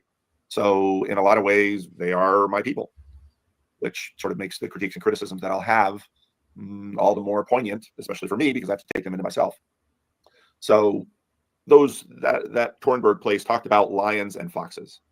And I thought a lot about this dynamic over the last couple of years. So, and I talked about this actually at the Paul Kingsnorth event too, and this is following along a lot of the things that I've been doing on the channel for a while.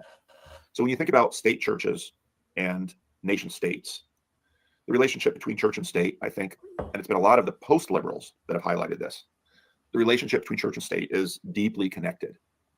Politics is always religion. I'm sorry, religion is always politics is now. Religion is dollars. Politics is cents. So in order for not just, we hear this always from the founding fathers, that the United States required a religiously devout, or at least a religiously formed populace for democracy to work. And I think that's correct. But it isn't just Christian formation and the way that it works in the world. It's also a degree of harmony between the religion that produces a civilization and how well that civilization will function politically. Because obviously, if there is the tension between the religious substrata, which is always, and the political edifice, which is now an attempt to implement the religious vision of the ideal and the good, all of those things that are embedded in religious assumptions need to be pursued by political means. Now, this is again why I've long had this critique of the left's coining of the attempt to alienate and marginalize dread Christian nationalism, because what is a lie about that move is that in almost every way, those who are screaming Christian nationalists are themselves pursuing their own religious vision of the good in society. And the beginning of the Trump administration has been a classic example of that, because in many ways, the state is their God, and they have had political hegemony, and a chaos monster has come into the White House and has been thrashing around, destroying things. Now, as I said early on, it is not that the American people don't love their country or their government. They might have critiques and criticisms about their country and their government, but their government does a great deal of things that they love, such as Social Security and Medicare. These social safety nets in Europe and the United States did not arise out of nothing. In many ways, they inherited the religious vision of Christianity in terms of well-being and stability, and all of the vision that comes out of the monastery and of Christianity and of its struggle all the way back to the early days of the Roman Empire. And the poor should be cared for by the government. The United States should be Christ-like in terms of its foreign policy, even though that's mostly kayfabe. Even though Donald Trump and J.D. Vance like to say America should come first now, that's much more a shift in rhetoric than a shift in policy. America has long expressed its self-interest in its foreign and domestic policy, because what the politicians do is to satisfy the people, and the formation of the people is their religious formation in terms of the ideals and what they consider to be good and right to do. So when we see what's happening in the Trump-Vance administration, what we're seeing is the outworking of the evolution of a combination of the true religion beneath the scenes and how that's working. Well, at some point, I don't know, maybe I'll have Cassidy, because I'm going to have a little bit of time in the Netherlands besides just the dinners and the meetings. Maybe I'll have some back and forth to unpack, or maybe I should just bring Marcus on and maybe just do a live stream or do a collective from some of the groups of people. So we had a really nice group of people, estuary people in Ireland. And now for the second time that I've done estuary in Ireland, I've heard not just from like the hardcore people who travel to Galway to do this, but from the people of Ireland, just that we do the estuary thing. And they're like, oh, we're not doing this at all in our culture. So in terms of talking about things and talking through things, and the speed of change in Ireland has been perhaps unprecedented, the speed of cultural change. I heard that from many people that I met at the Irish event. So the United States, the speed of change has not been as great, but it has been significantly great. And again, I point to the work of Aaron Renn. I think he's one of the best people to listen to on these topics, because I think Renn sees it most fairly and most clearly when he talks about Donald Trump being the first president of post-Christian America. Renn rightly notes that I was also talking to Rafe Kelly. Rafe is here again this time, and spending a lot of time with Rafe. And Rafe's not only in touch with sort of the physical aspect of things, but Rafe is also thinking all the times about politics and religion and how this fits together, as Rafe continues to sort of lean into Christianity and try to figure out how Christianity can be integrated into his life and integrated into his own evolution of political thought. Okay, arc in general. Let's talk about the good now, or let's talk about some changes. This year, one of the big changes is they have 4,000 people here instead of 1,500 people here. It requires a change of venue. So we're in the XL Center. It's a massive facility, and it's sized appropriately for this event, maybe even more appropriately than the last venue was sized for their event. But the last venue was nicer in terms of, as Rafe Kelly, I'll probably do a post-arc conversation with Rafe Kelly after we get back and the dust settles and we have time to really absorb things. Rafe Kelly noted to me a number of times that the aesthetics were better in the last meeting. The degree to which they could pursue conviviality was better at the last meeting. Right now, you have to go through this long mall and the Excel Center to get into the space. And once you get through security and the coat check and all of that stuff, you go downstairs and there's a big, massive meeting room. And a lot of the room, if not most of the room, is taken up by vendors who have their areas there where they are pursuing whatever it is. And again, most of these vendors, Unheard, Justin Brierley has a booth. I have to look for him tomorrow. But this is like shooting fish in a barrel for Justin Brierley. I was shocked last time when Justin Brierley was not at ARC. I'm already hoarse because all I do all day is talk. So that's going to be a struggle. But that big, massive room where you have sort of everyone, the media channels and those kinds of things is loud. And, if you're my age, I don't wear hearing aids or anything. My hearing is fine, appropriate to my age, but everybody just starts to talk louder so you can talk over the din. And Rafe Kelly notes, check out the lighting in these rooms.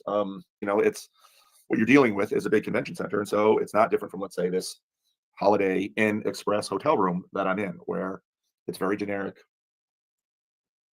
It's not convivial. They do have some chairs around. And so I have a meeting area, which is lovely right near my English friends, John Lundgaard. You can look at and his brother. So it's great to get in touch with them again. And I've got a meeting space there where I've sort of, the best that I could, telegraphed. It's not Power Crystals jerky or timeshares, and it's not what's that thing that Rogan would always sell? No, it's Unheard, and it's the kinds of media like GB TV in Great Britain again has a big booth again. So, but it's the money changers in the temple. And again, the money changers had a really important function. They were in the temple, which makes the Jesus overturning the tables a super complex thing that, again, pastors can continue to chew on. The conversation about Jesus in Galway was outstanding. And again, hopefully I'll get that recording. But the room is loud. And they're using a corner of that room with big speakers sort of as overflow for what's going on in the main plenary session presentation room, which is you've got some tables in front like they did last time, and then massive chairs. But the percentage of people that can sit at tables and the percentage of people that can sit in the stands, sort of theater seating, is very different. And again, that's a function of going from 1,500 to 4,000. And it just intensifies the presentational priority of the conference, which again continues to be my big critique from last time. And then they send out the angels wearing their white arc. They're wearing their white arc jackets into the conference area to rouse the people and get them into the big thing so our planned programming can commence. And again, I'm not really critiquing. I only did 2 of the plenary sessions because I've learned from last time, if you sit in that room and it's just like, it's a little much.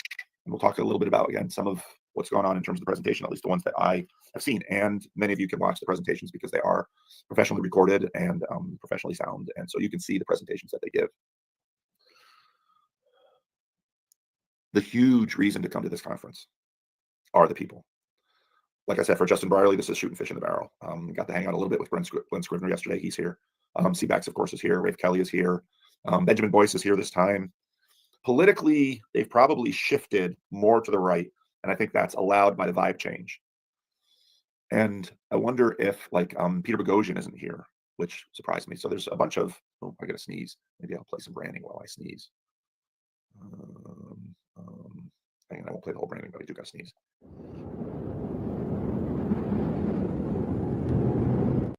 That worked out well. That way you don't have to see me sneeze on the computer. I didn't bring any allergy medication because I thought, why? Central Valley's allergy central, but a little bit of allergy going on here. So the huge value, and again, I want my critiques to be heard in the light of there's no other thing you can go to if you're into the corner and into sort of this internet space than this conference. There's nothing else like it. I suppose there are conservative conferences in America that politically would hit some of it, but in terms of Jordan Peterson, Jonathan Peugeot, Rafe Kelly, myself, this is central. Bethel McGrew is here this year. James Orr, if you're a fan of the Jordan Peterson Gospel Seminar, Oz Guinness is here. So there's nothing like this. And if you're really deep into wanting to get involved in this thing, this is ground central. You can have the conversations that are tough to have anywhere else, at least en masse and in scale like this. That being said, I think perhaps the percentage of people from let's say, look at Jordan Peterson's channel. Those who watch all the political stuff and the culture war stuff versus those who watch the religious stuff. I'd say those who watch the religious stuff has sort of shrunk compared to the political, at least represented here. And Rafe Kelly said something super interesting to me. He said, when you look at least in terms of our interest, obviously Jonathan Peugeot is member of the advisory board, and Jonathan has done a great job in getting his people here, of which I include myself. The Dirt Poor Robins are playing music here. So Peugeot has a significant footprint here. But yet, let's say the Vervaeke corner of the Peterson sphere isn't terribly represented. And Rafe said to me, and I think Rafe was dead on right, there probably isn't a critique partner, at least in Ben Shapiro and Jordan Peterson's definition, Genesis one help me, than John Vervaeke. And I think John Vervaeke's addition to the Gospel Seminar is, in my opinion, one of the best upgrades from the Exodus seminar to the Gospel Seminar, because John Vervaeke has a way.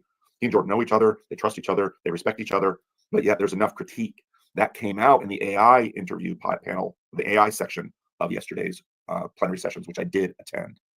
And I'll have to talk about that. It's a good thing I got up early, because I can spend 2-3 hours talking about this today. I don't have 2-3 hours because I'm an up early and get a big breakfast guy, and I usually don't eat throughout the rest of the day with something like this, because I'm there to talk to people. I'm not there to eat. I'm not there to listen. Jordan Hall is my hero. Jordan Hall, I talked to him. He said, I'm going to 0 of the plenary sessions. And I talked to another mutual friend of ours who was at the Symbolic World Summit. And he said, yeah, Jordan didn't go to any of the plenary sessions at the Symbolic World Seminar either. Jordan Hall is laser focused on what this space has to offer, which are the people that are here. And so again, there is no other place you can go like this here for this. It is hugely important for this movement and the corner. But they make it really hard. I just to have to prioritize say, that value like, here. And if this is anything, it's killing me. harder and worse Absolutely this year killing me. than last year. Why?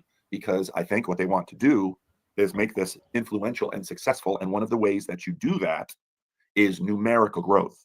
And so last year was 1,500. This year is 4,000. Next time, which is already announced, June of 2026, here in London, I would imagine they want to go to 8,000 or 10,000. But size changes things. It always does. And when you go up in size, you have to prioritize certain things. So during the day, you have all these plenary sessions, and then you have substantially large coffee breaks, which you have to have if you're going to move that many people. And those are good. And again, they have good hors d'oeuvres, but the space isn't convivial for this kind of thing. And then in the evening, they have a reception. And even before the reception, they announce, well, this is because what's so important here is for all of you to network and do all of this. And then you go into the reception, and what do? They try to talk at you again. I was furious. I said, this is why I don't drink. I would throw my glass. You need that. It would be an American. Roadhouse where they need to have, like the wire around the stage because everybody's throwing their beer bottles. It's like, finally, this is the space that you're supposed to give people to get together, and you're talking, and then everybody's like, shh, shh, shh, and it's like, no. And you get into a room, and it's just a room covered by curtains, and there's no place to sit, and it's flat on the floor, and there's nothing to absorb the sound, and it's like, goodness gracious. It's a performative assertion that you have drawn some of the, at least for your corner of interest, some of the most capable, most experienced, wisest people for the movement you wish to facilitate with this event. And there's no other event like it.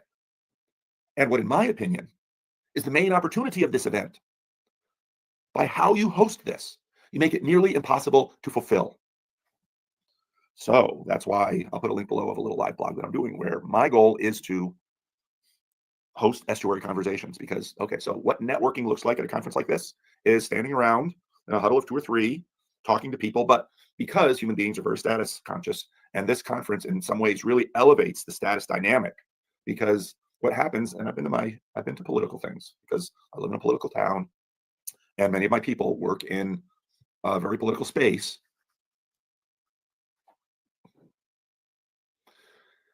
What tends to happen is you're sitting there talking to someone, but you're always scanning. You're looking for a bigger name. You're looking for a celebrity. Because if you come to this conference and you're a low status person, because of course, there's sort of the gold room where the presenters are, and they're not being herded into the plenary sessions. They don't watch the plenary sessions. I know what it's like to be on the other side of the stage. You're there to give the show, but you're in the green room relaxing, and you're chatting with all the higher status people. And there's not all noise back there, I bet. In other words, for the elites of a conference like this, they get to do what all of us in the lower status area really need to do. And it's set up for them that way, but it's not set up for us that way. So where was I going with this? So yeah, what happens? The He's dynamics of such a something like this is you're Protestant. talking to It's something, but killing me. this is so hard He's to do. such a So hard to Protestant. stop from doing. Your eyes are always seeing way more than consciously you're looking at. And if a high status person walks out there, bang, attention goes to the high status person. And so, in the words of a friend of mine who works in California politics, like if I don't take his call, he's always like, you had a bigger name, right? Because that is environment. And so what that means is that even the conversations that you're having out there in the hall, that is not facilitating conversation. You're just scanning for a bigger name. So then when Eric Weinstein, who to his credit is often out there among the people, that is one thing I really appreciate Eric Weinstein for. He doesn't hide in the green room. Eric gets out there and he mixes it up and he talks to normies and he's very accessible. But Eric Weinstein walks by, all eyes go to him because this is a very natural dynamic. People have watched Eric Weinstein. He's on a big channel. He's on TV stations. And so you come to an event like this out of the hope of maybe having some meaningful contact with the gods of this arena. And that, again, means that even the networking that you can do at a conference like this is inhibited, not just by the din of the noise, not just by the fact that they're piping in the noise from the plenary sessions, even when you decide to skip them. Not just that, the main portion of the hall is filled with the money changers of the temple, but because just naturally everyone's scanning for a status upgrade. And it's really hard to resist. So even the conversations that you're having, which are good, are not being facilitated. So this morning at 11:30 and at 1:30, I'm going to be organizing people into estuary pods. And I don't have a good space to do it. And I'm furious about it because how much would it take?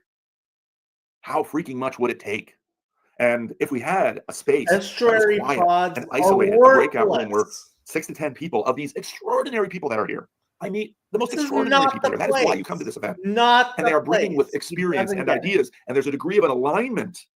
Are there any beautiful women at the art conference? Yes, there are. Partly because this is a political thing. And whereas it's the old dogs that get on TV from politics, it's the old men. Politics is staffed by up and coming, often beautiful young men and women. So yeah, there are many beautiful women here. So and the reality between old man politicians and young, attractive women who are starting to climb the scale, that's a big deal. Just ask Andrew Cuomo about how that works. Anyway.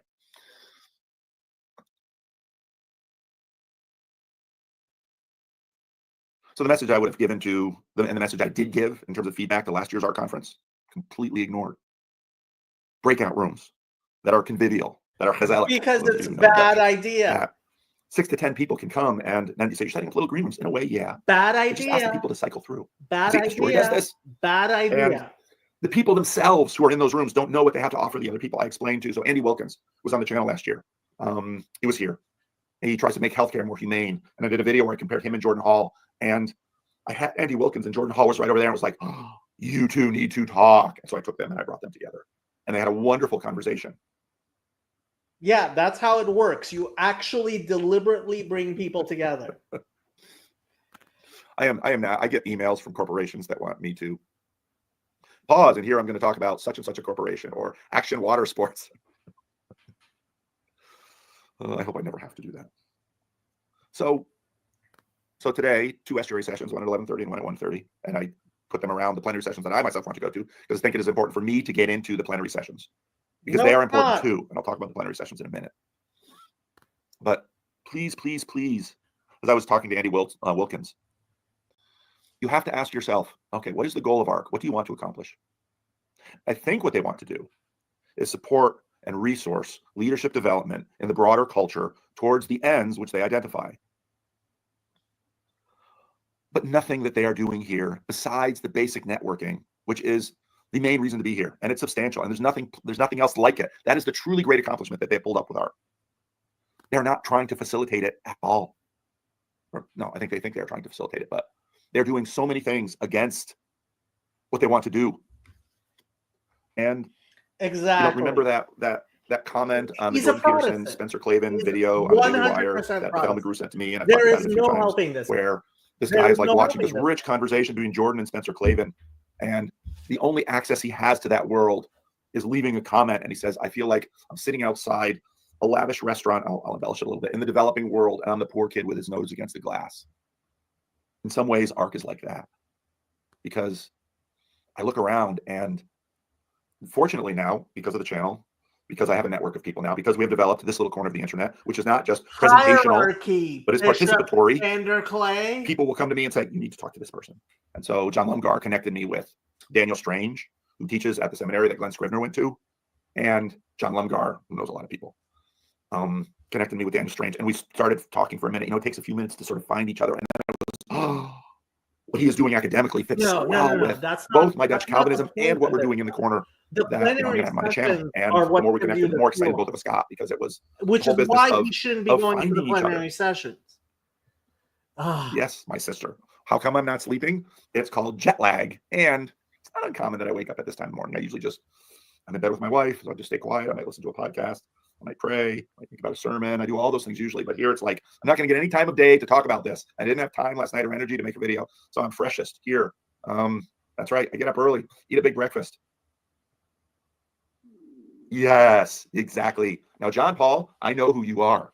You asked the question during the legendary Genesis series. You had one of the key questions during that whole series. I know who you are. And that's, again, the benefit of the corner. It's My Sister Loves Me.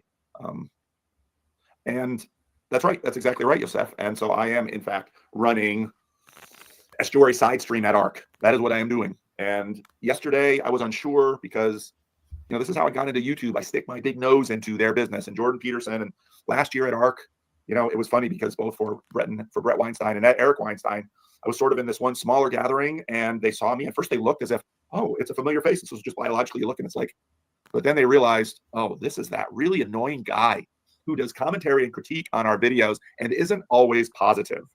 And that's what the plenary sessions are for, RJ. But it's, as I was saying to John Hares, I said, it's like the kid who, and he said, yeah, exactly, I have this. The kid who grabs your leg thinking that you're their mom or their dad, and then looks up to realize you're not. That was the experience with Brett and Heather and Eric. And Eric had things to say. But again, what I love about Eric practices what he preaches with respect to this stuff. Eric is down there at the floor, meeting the normies, having the conversation. And Jordan would be too. Jordan is astoundingly good at that. You can see that at his events. But of course, Jordan, hierarchy's bind and blind, and he's gotten to a position where he's considerably less free with this stuff. But so we sit outside with our nose pressed against the glass at the smorgasbord of networking. And it's like, you're doing everything possible to not allow us to do the one thing that this could uniquely do better than anything else. Please stop. Turn off the noise. Give us a quiet space. Give us chairs to sit in. Have at least some degree of facilitation. And none of it would be perfect, which is why, as I said to Andy No Wilkins, facilitation. which I said, why? Doctors don't heal the body. They create the arena whereby the body can heal. ARC needs to have big speeches, but they need to do better at that. ARC needs to have big speeches and a big platform, and to bring in the lights, the stars, to attract the people. My conversation with Malcolm Collins. So I'm standing there. Me and Rafe Kelly have left the din of the supposed reception where we're networking. Rafe Kelly was also furious, and he was furious. He's like, look at this environment. Look at the lighting. This is totally unhuman. So me and Rafe Kelly were just, we're ramping up with respect to this, and CBAX is right there. So we move out of there into a quieter, also less humane environment to do our mutual complaining. And Malcolm comes out of the room. Of course, you can't miss Malcolm, the glasses. And we saw each other, and come on over here. Malcolm's critique was, Rafe has his critique, and then Rafe and Malcolm weren't exactly on the same page with respect to their critique. I didn't have to say anything about it because I'm not a political animal in the way that these guys are, because they know all the different tribes and all of that stuff. And Malcolm's critique was devastating. He said, you have the safer and often lesser lights on stage.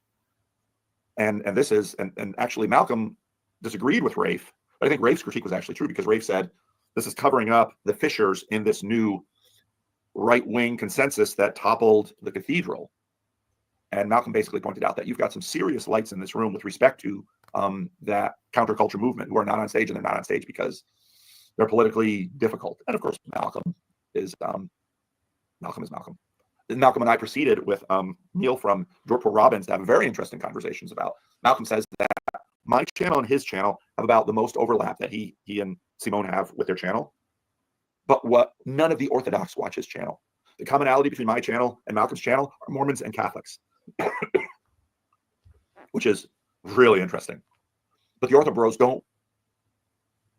Neil had never seen Malcolm, didn't know who Malcolm was.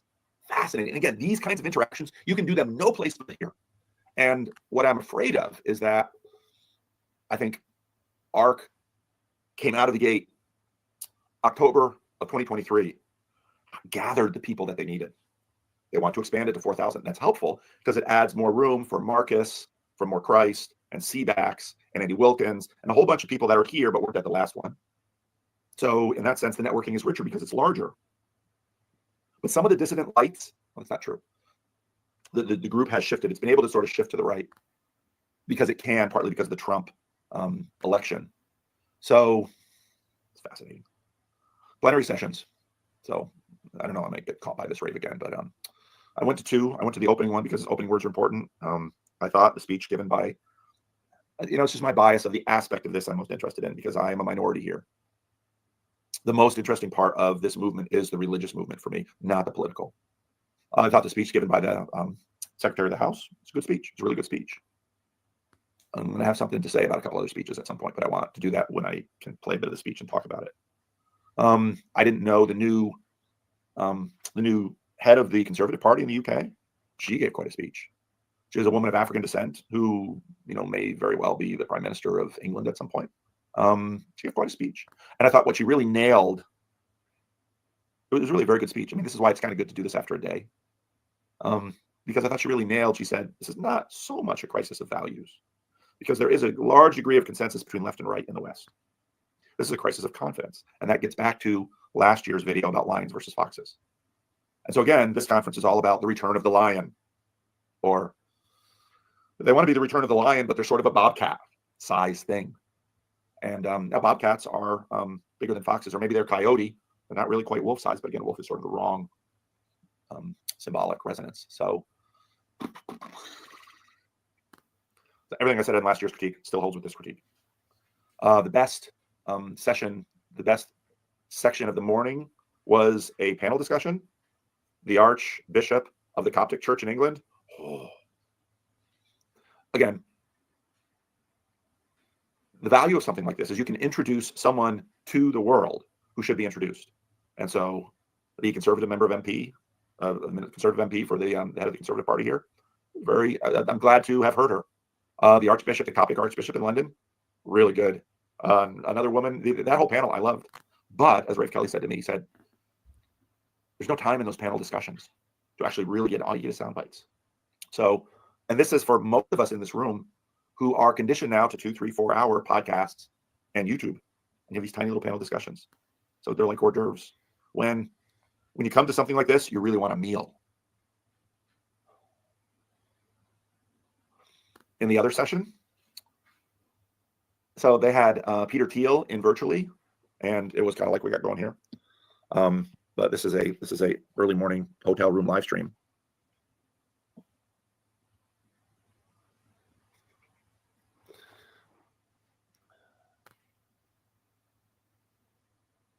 Peter Thiel is one of the more important voices of this generation, whatever you think of his politics.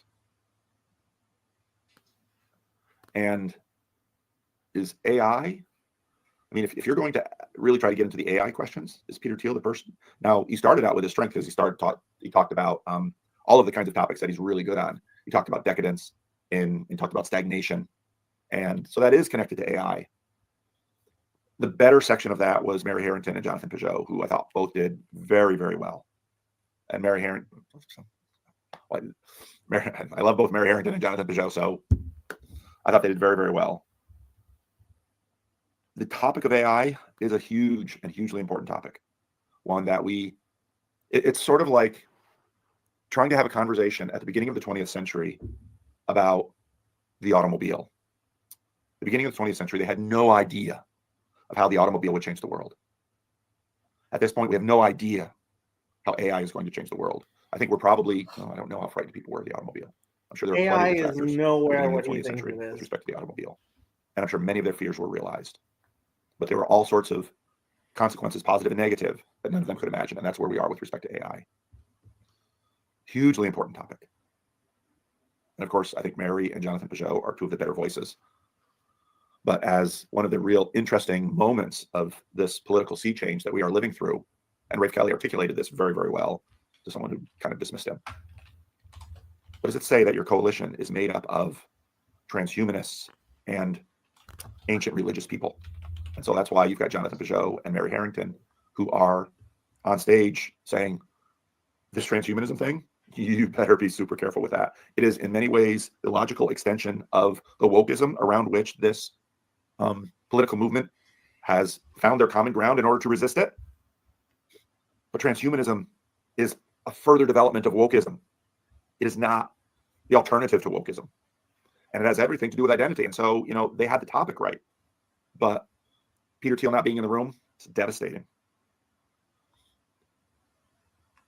That session ended with a really lovely presentation, a sermon, a moralistic sermon from a British woman against the developments of big tech in education. Now, there's something. Look at Apple, look at Microsoft, look at Google. Go into any school in North America and you can see how Apple, Microsoft, and Google are selling Chromebooks and selling MacBooks and selling Surfaces and selling services. And they are really addressing the massive amounts of money that are in public education in the United States. And for the most part, it's devastating in terms of what this is doing to education. And so this woman's sermon, and it was a sermon, was right on target. I wish she had said something about homeschool. I was sitting next to Bethel McGrew for that particular session. And so Bethel was giving me a live commentary about what she thought of everything that was going through in real time. Not a word about homeschooling, which again is sort of like, and Bethel says, well, I don't think homeschooling is big in the UK. I think that's true. But in terms of your audience, classical homeschooling, they have a booth in the vendor section. Big miss in terms of, that's a huge number of people, at least from the United States, that are into classical homeschooling education. And there's a tension between the transhumanists and the big tech trying to colonize education and say, we can educate by getting screens in front of people. And she was right. She said, get those screens away from the kids. 1 to 2 hours max for, let's say, a upper elementary kid, and no screens before the age of 12 or 13. So it was a great sermon. But then it forces me again to my major critique of, it's like my critique of Protestant churches too. Critique of myself. I'm a Protestant preacher. So you're using your time to preach to the choir, are you? You have this event every year and a half. It's a tremendously costly event.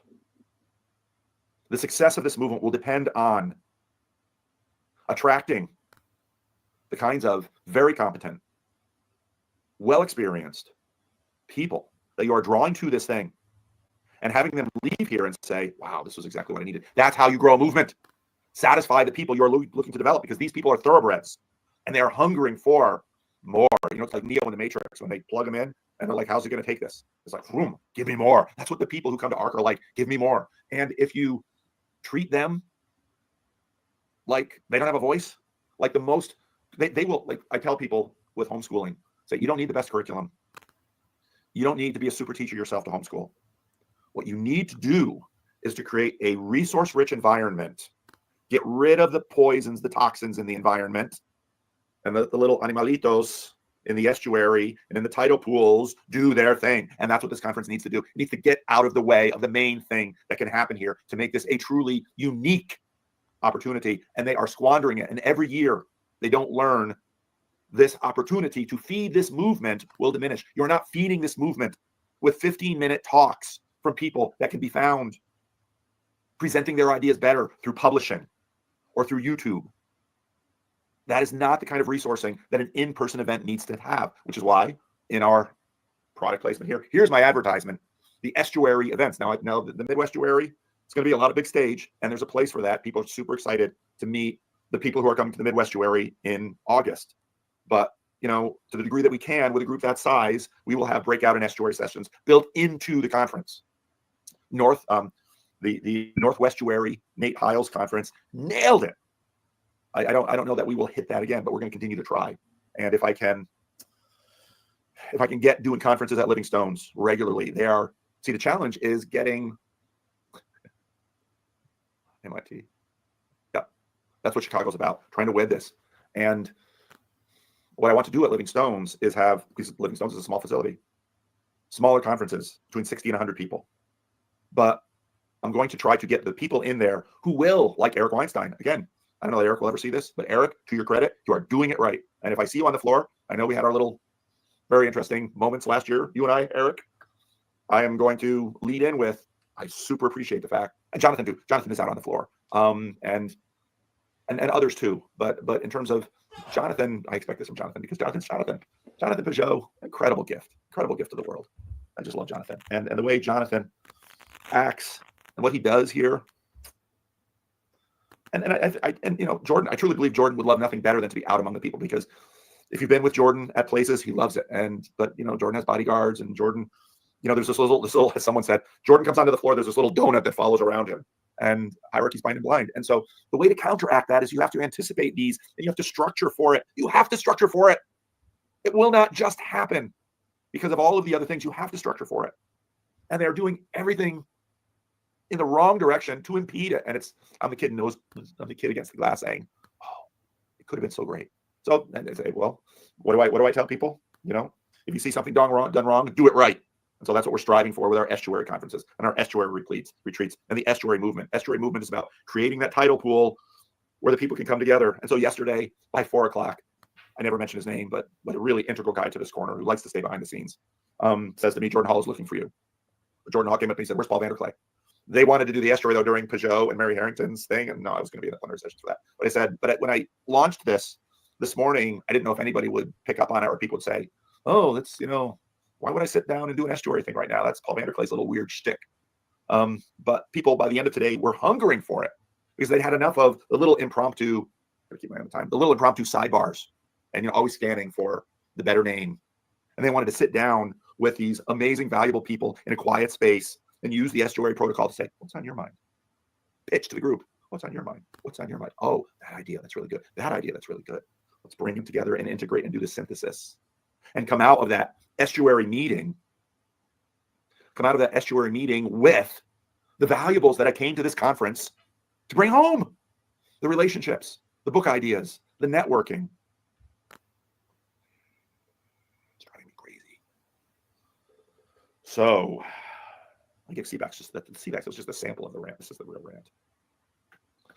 So as I said, last year's video is still there. And Malcolm Collins was picking up on it because this, and that's what sort of I'll critique my own tradition. That's what sort of Protestant sermons do, which is why I think estuaries are so important in churches.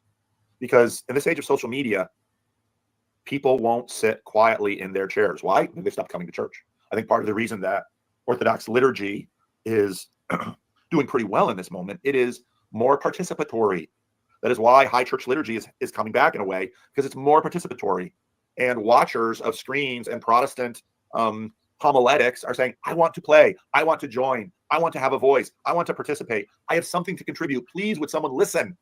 That's what this little corner of the internet is all about. It doesn't get it. Maybe not 1,000 or 2,000 or 10,000 people will listen to you, but 50 or 100 or 200 people will listen to you, and they'll listen to you seriously, and they'll connect with you, and they'll agree with you. At all. And I was talking to one person, and I said, I don't know how many years the top quality people will live in this frustration. They might grow the number bigger, but some of the really amazing people that you don't know their name and I don't know their name because they're out there working in offices and organizations, and they've developed incredible wisdom and experience, and they have ideas, and they're in alignment with this movement. They're already in alignment with it. So the signal went out, and they have gathered, and their noses are pressed up against the glass.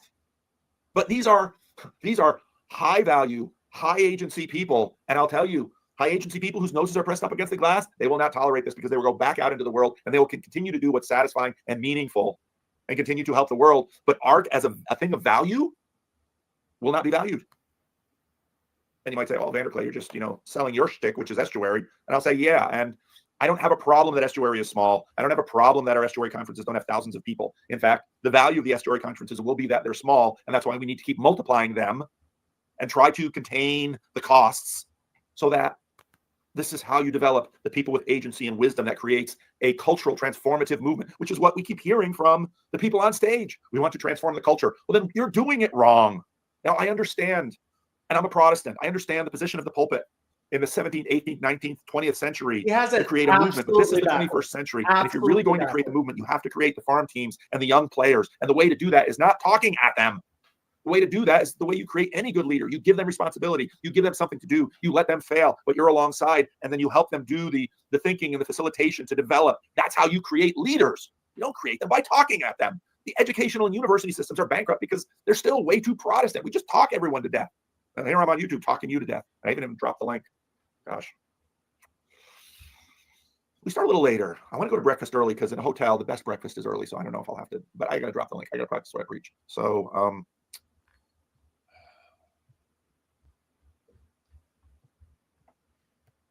dropping the link. Let's see if I can get in.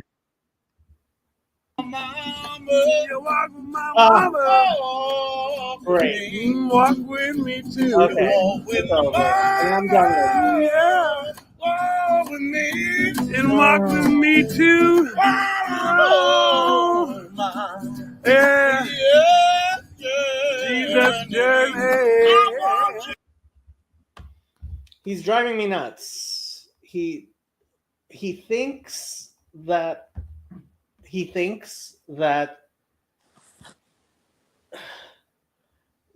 liturgy, that Orthodox liturgy involves people talking. No, people don't talk at Orthodox liturgy.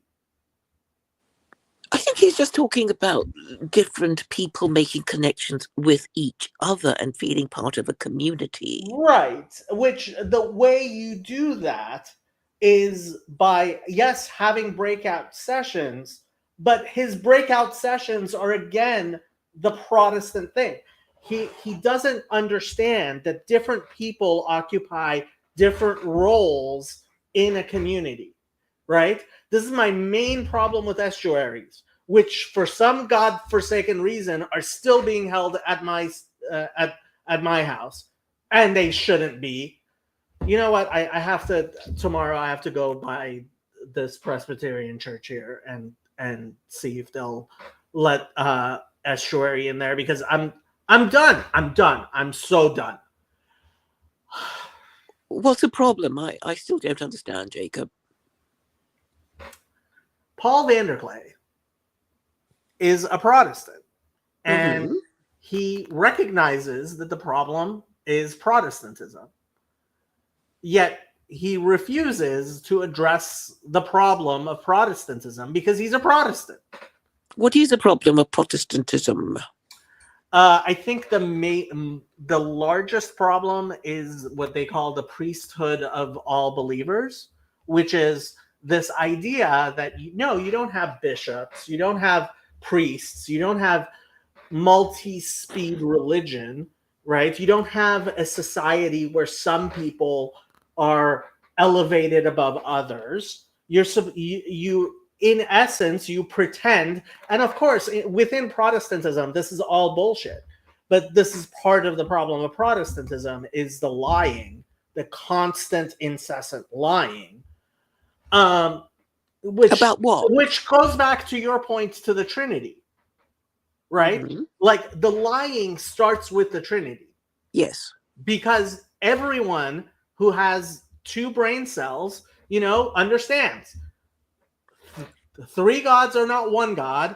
There's no such thing as secular Coranism, right? And I think you bring that out beautifully with okay, stop bullshitting me, right? And they just can't deal with it.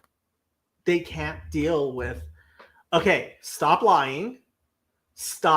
lying, and recognize that different people have different roles. Men are not women, women are not men, right? You have bishops and priests and laymen, and you have some of the laymen. It's hierarchy. There's hierarchy, and there's different positions, and some people have more capacity than others, right? And certain things are not for certain people, right? Not everybody, think of what's that? Downton Abbey. You've watched Downton Abbey? Maybe once or twice, and not. It's actually very good. So in Downton Abbey, okay, yes, there's the Lord and his family who get to sit down at the table, and then there's all the servants who dress up according to how the Lord, and they're serving, and then they eat at the kitchen, right? But everybody's part of the production of this manor, right? And different people have their different roles, and there's hierarchies, and there's a capacity to move up and down to some extent. And one of the speeches in there that I will never forget is there's this young Lord character who's going to be the Lord after the current Lord dies. And because it's right after World War I, and everybody's equal, he doesn't want a valet dressing him. Mhm. And so he does all of the dressing himself. And the old lord pulls him aside and he says, hold on a minute. First of all, your valet needs his job to do things. Second, this is your opportunity for your valet to tell you all of the things that happen downstairs, right? You know, upstairs, down. Mhm. Mhm. There's, and it's your capacity to actually relate to the others, right? Yes. And Paul Vanderklay will not recognize, oh, this is how you structure things, right? Some of the people are going to be the servants, and some of the people are going to be sitting at the table, and there are people who feel more comfortable being the invisible servant, and that is their space. That is how they feel a part of the manor, right? A part of the play. Not everybody in a play plays the main role. Some of the Mhm. kids have to play the tree. Yes. But I don't think he meant it that. He was saying for the purpose for which he was being expected to perform, and he did make the point of it being performative, he can't do it. He was saying he's an old guy and he can't, think above the sort of humming of the noise and in such Right. as So I mean, this is the thing. I mean, he wants and something more cozy. what you need is breakout spaces. You need, I mean, so I don't know if you've ever been to like a gamer convention. I No. used to work gamer conventions for Wizards of the Coast. That's how I ended up with this, right? And so I've gone to these large conventions, including things like Comic-Con, right? And you have various streams, right? So he's saying there's plenary sessions. Apparently there are no breakout sessions. So yeah, you should schedule breakout sessions, but he wants to do the breakout sessions, and apparently he's doing these estuary breakout sessions. But the estuary protocol is just bad. It fails to recognize that some people, there's a reason why I have this just chatting. There are people who want to come up on here and speak with me. There are other people who are just fine chatting in the chat, and there are other people who are going to watch this video and they will never ever even contact me. There are some people who contact me and I talk to them individually. By the way, if you would like to contact me and to speak to me individually, I'm available, and I have a Discord server, and you can get in touch with me in different ways. Mm-hmm. But that's how you build a community. And your community has hierarchy. You've seen my community. You've seen my Discord, right? You were locked away in the dungeon where like the crazy people are. And then there's where the normal conversation happens. And then there's the conversation that I have with the leaders of the Discord, which is Yosef and Chezi, Mm-hmm. right? Like you create a structure. You want people to have different ways of talking to each other to make Yes. them feel, heard and part of the action. And each person gets a role which they are fitted to and which they feel comfortable in, hopefully. And part of that actually is like negotiating identity. And this is the huge thing about negotiating identity, is having these identity markers and allowing people to negotiate.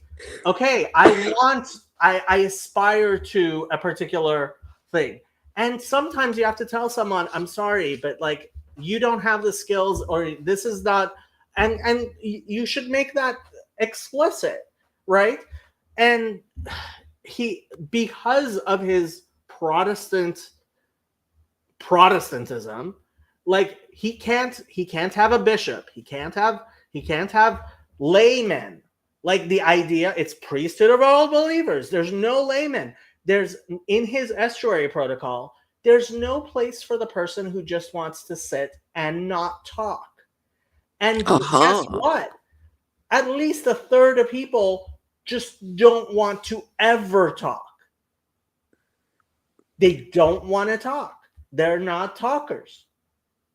They just want to sit and listen. And that's what the plenary sessions are for. And that's why you also have certain things for, so you have plenary sessions for those people. You have breakout sessions for people to be able to communicate. You have other places where people can congregate and find each other, right?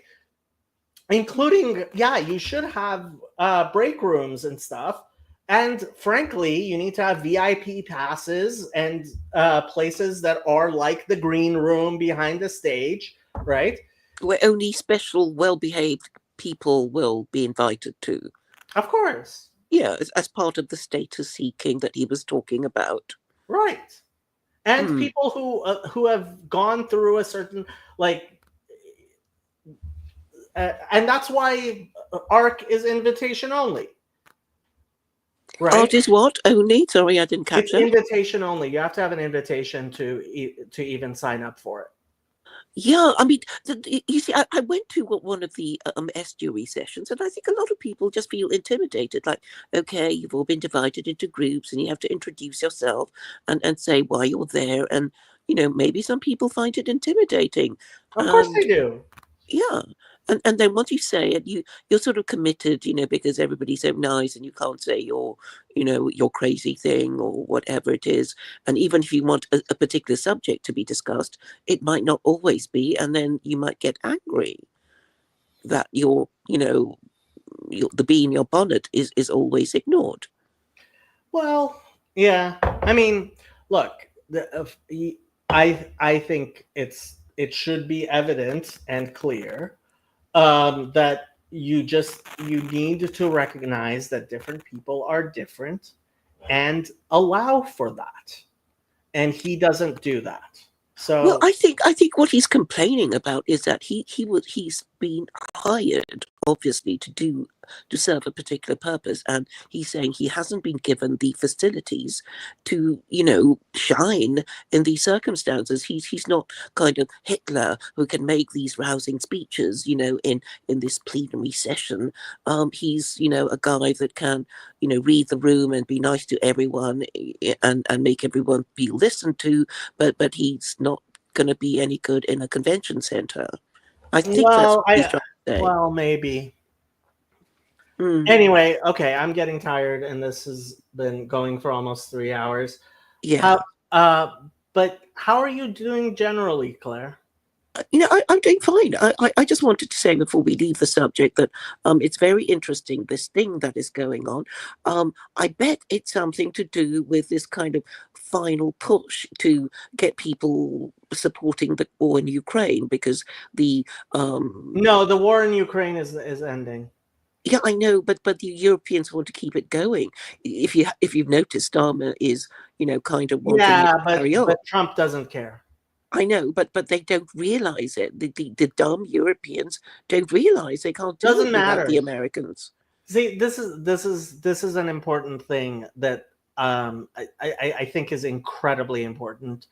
Like, I've been monitoring the New York Times and Pod Save America and Slate and all of these people, and they're not going along. They're resisting and all that, but it doesn't matter because they won't have power. And like, power is power.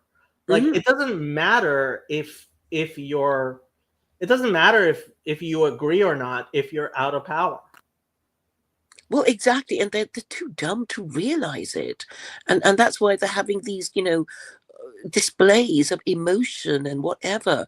I'll send you this stream with called The Gaggle. It's George Samueli and Peter Lavelle basically telling us that the Europeans are dumb and they haven't received the memo or are now too stupid to understand its contents. Well, I think they will. I mean, I think Sargon of Akkad, he started streaming again recently.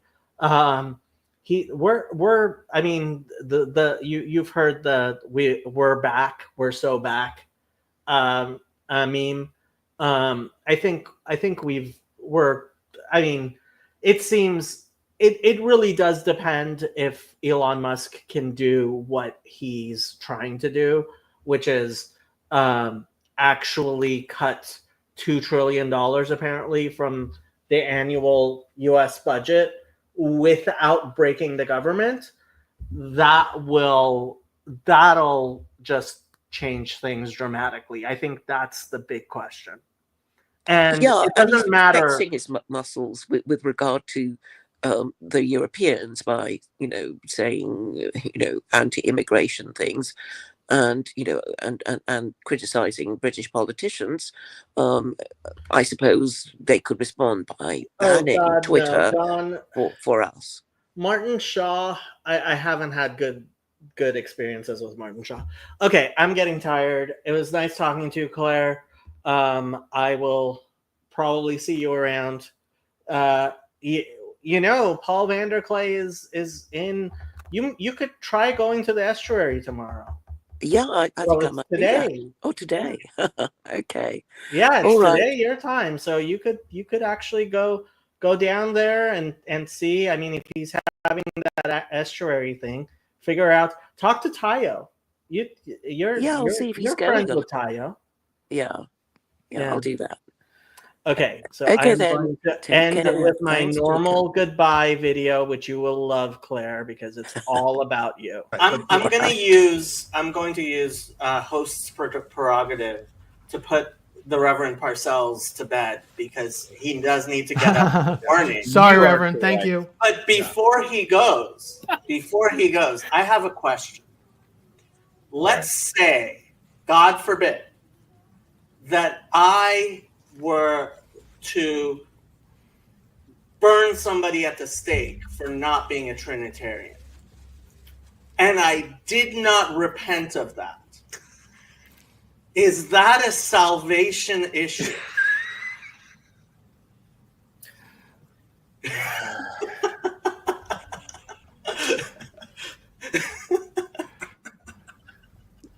Sometimes Jacob takes that devil's advocate thing too far. There a proverb that says something like, "Don't answer a fool according to his folly." But there's a proverb that says, "Answer a fool according to his folly." There is.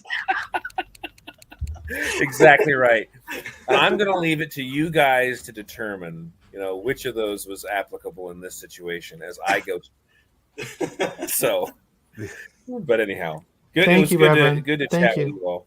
Thank you. Good night. The